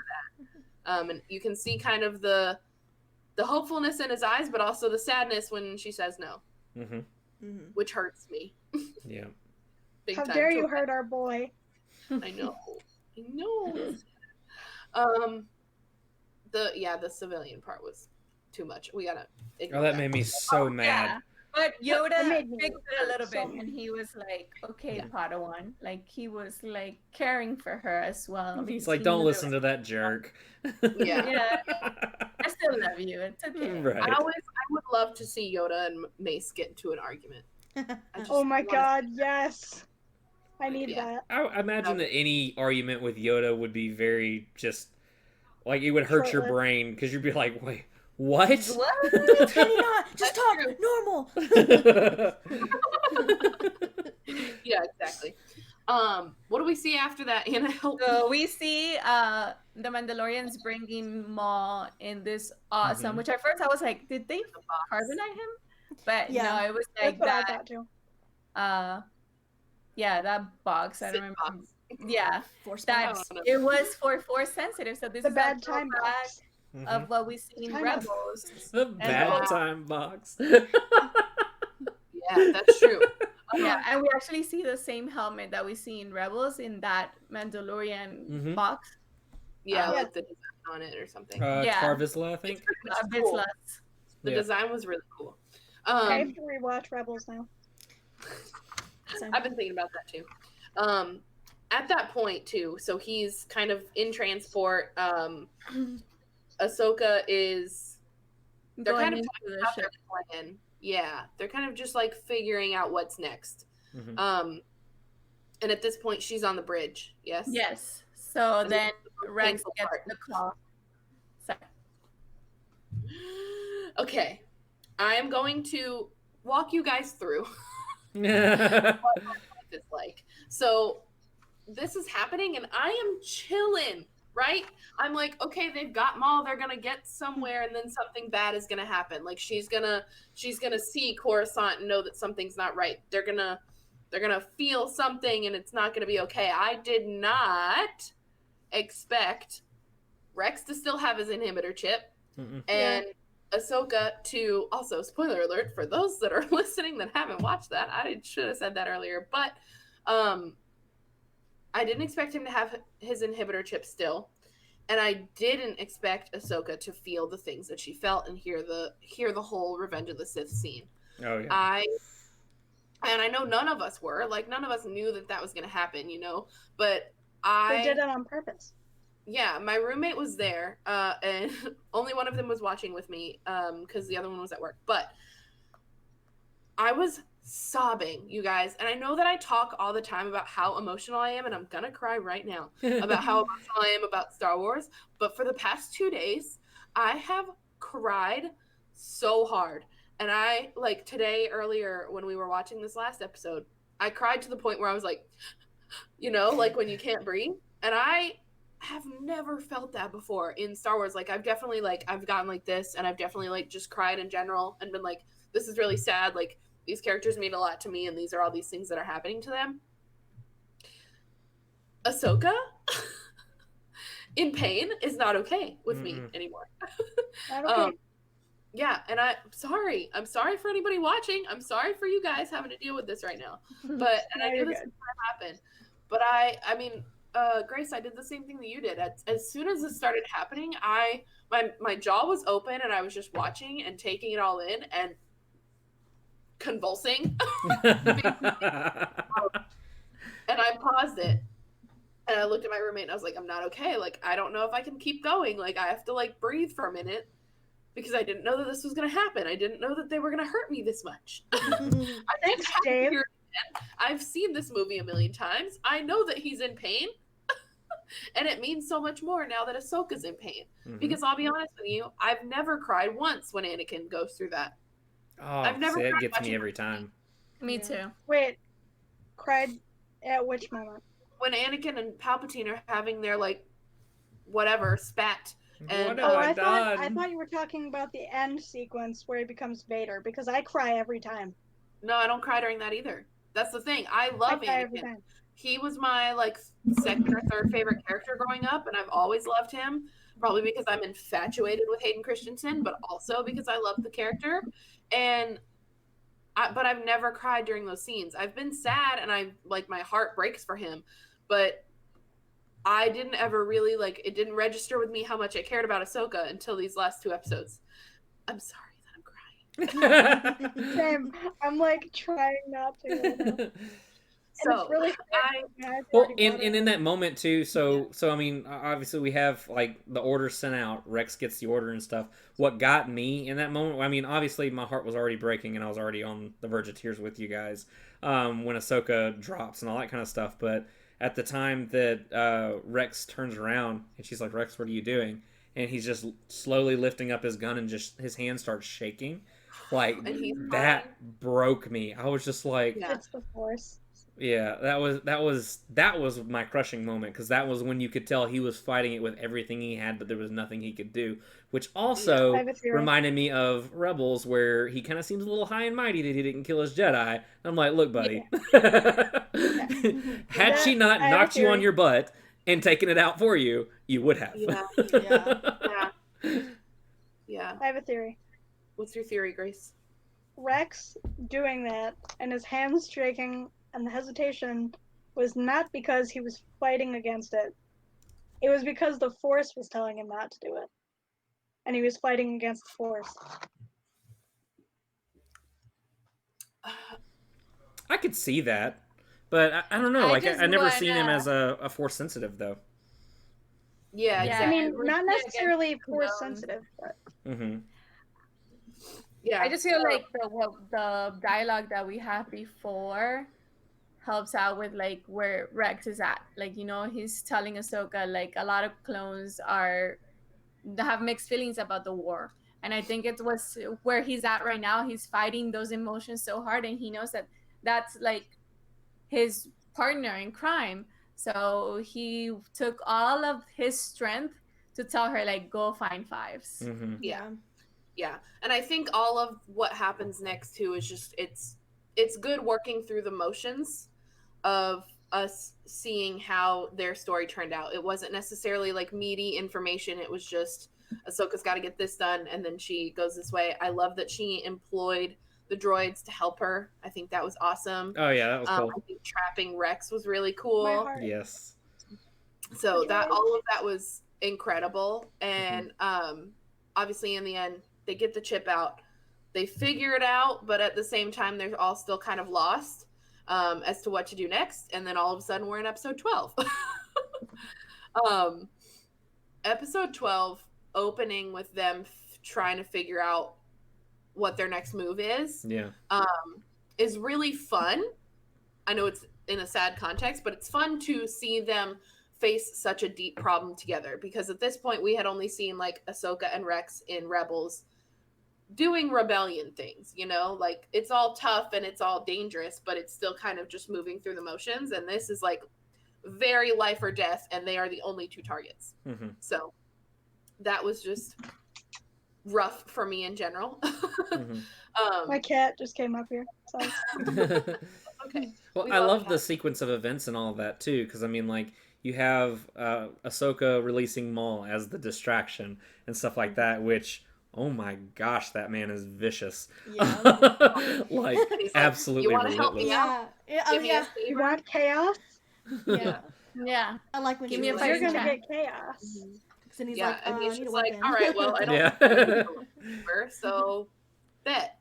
Yeah. Like, it's fine. Shoot, he didn't need a weapon. He had them. But Yeah, I mean, like, I'm not on your side. yeah, I'm not on your side.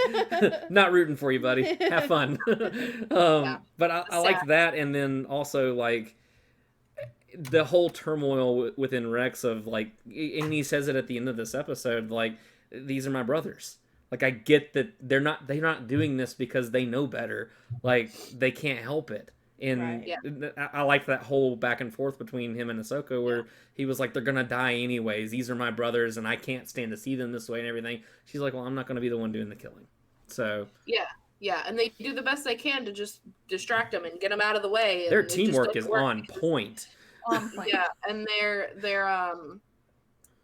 kind of their like heartbreakingness of they're like, we're trying to save their lives, and they just don't care because these chips are just not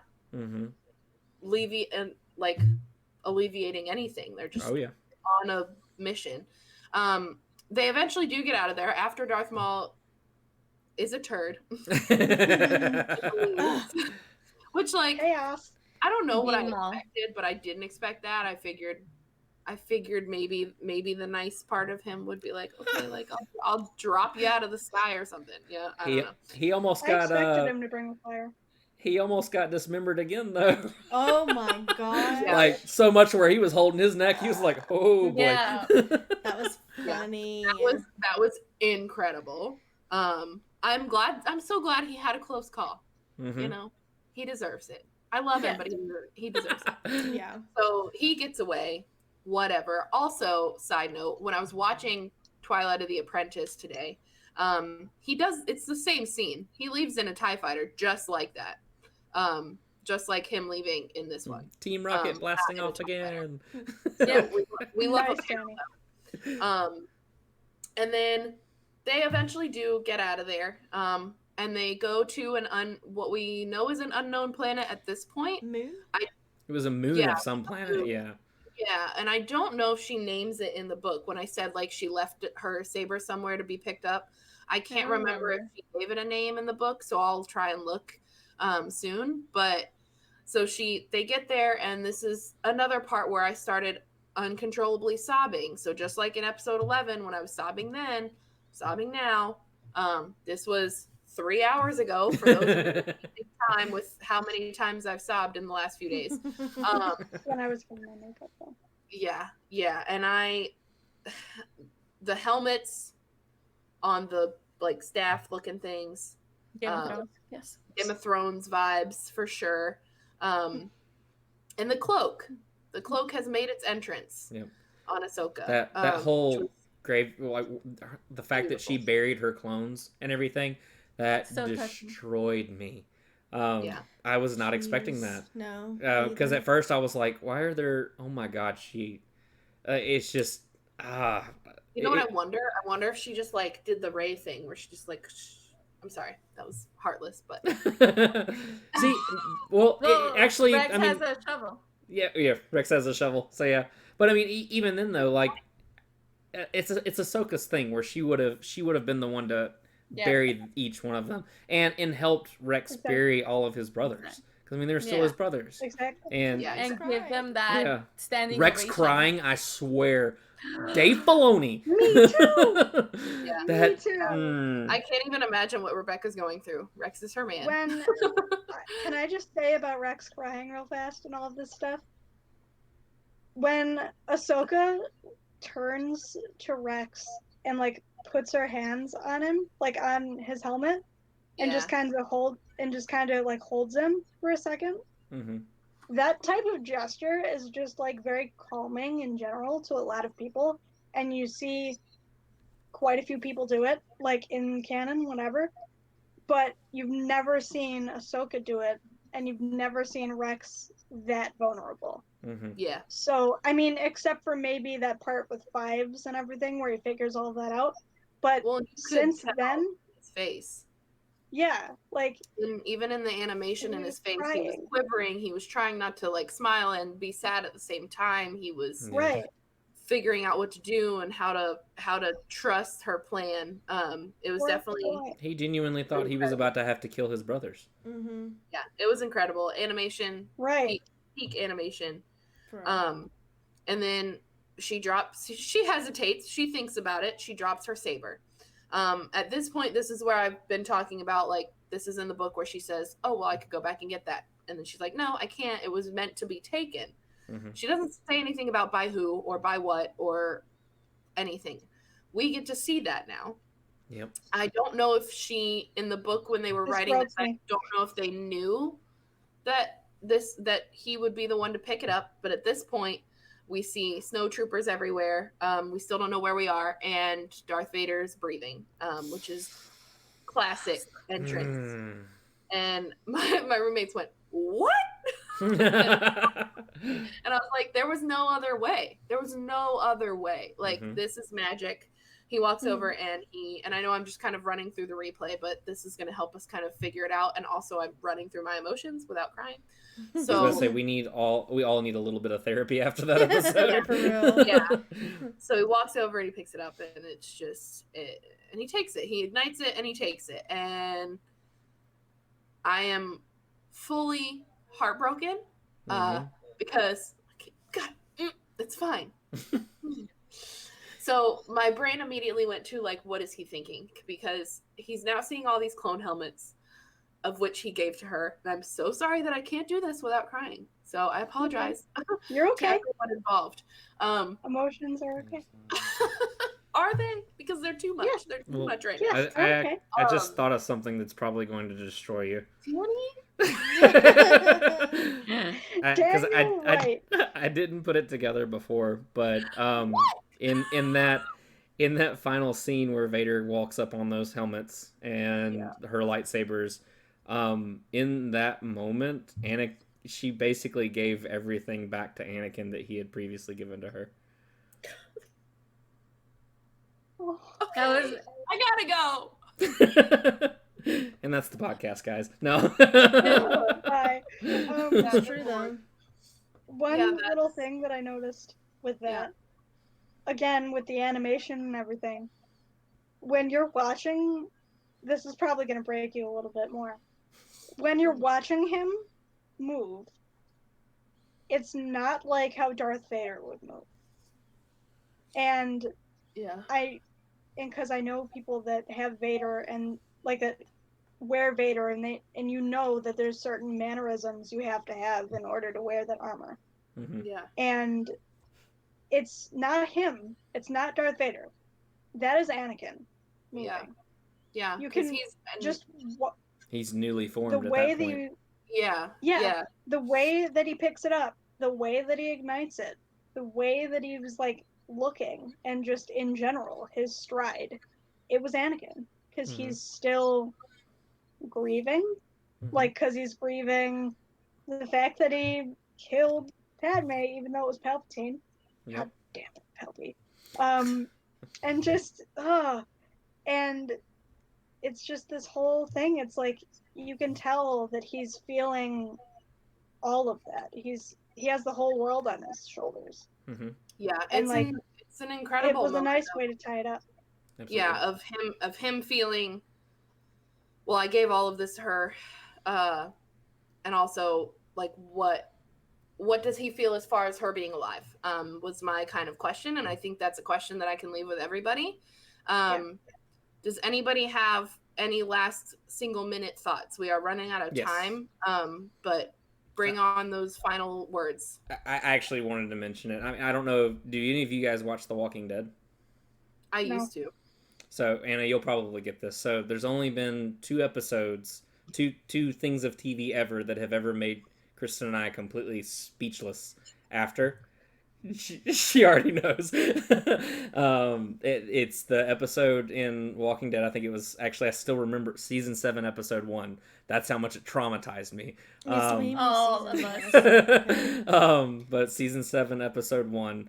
When Glenn, who was my favorite character, literally gets just destroyed Spoiler with a alert for baseball anyone who bat. hasn't watched it. Okay, it's been out for years. I know, I'm just saying. But anyways. I remember that episode. Yeah. I'm on season 6!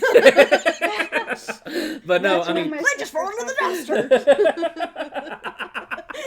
Oh my god. But no, but so that one, because literally I remember, because I still remember we were in our apartment and everything, and both of us were just like full of tears, heartbroken, didn't say a word to each other for probably about an hour, just like it felt like that long. It felt that long. But I mean, we just were speechless. And the same thing happened in this episode too. It was a perfect way to wrap up this series. I mean, obviously we knew this was going to end in heartbreak. We didn't want it to, but of course it was not going to have a happy ending. So much harder than I think any of us expected. Oh, absolutely. Like we all kind of knew.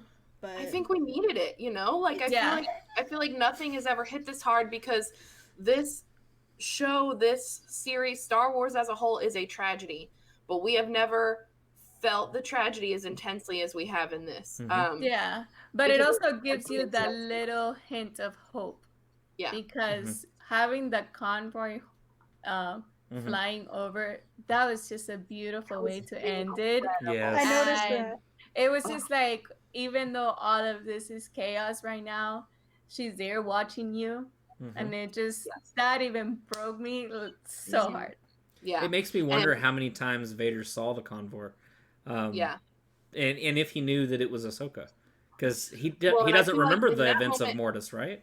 I feel like in that moment he doesn't know that it was I think her. I don't think he knows. Yeah, because by the time Twilight of the Apprentice comes around, it shows up behind him in the background, but it doesn't fly over him, and he doesn't acknowledge it. Yeah. But I think he senses it somehow. Probably. I mean, There's something about this bird that keeps following me. What is up with all of these birds? Seagulls, stop it. Good Lord. Well, I think that's it, you guys. I mean, everybody listening that has ever listened to any of our podcasts knows that I'm emotional, so that's where but thank you all so much for doing this. I've got the audio on my end. I know Danny probably has it on his end as well, and this will be released as a regular podcast episode. Not so regular because it's about 2 hours long. But it's amazing nonetheless, and I'm so glad I have friends like you guys to talk through this with. Of course. So thank you so much for being here. We'll have to do this again for sure, because all of this was awesome. Chat, thank you for being so cool. We really appreciate it and everything. Cheyenne, if you want to wrap us up. Sounds good. Who wants to say always, or do you guys all want to try it? Same time. Let's just do Bring it. it on. Here we go. Ready? May the force be with you. Always. Beauty.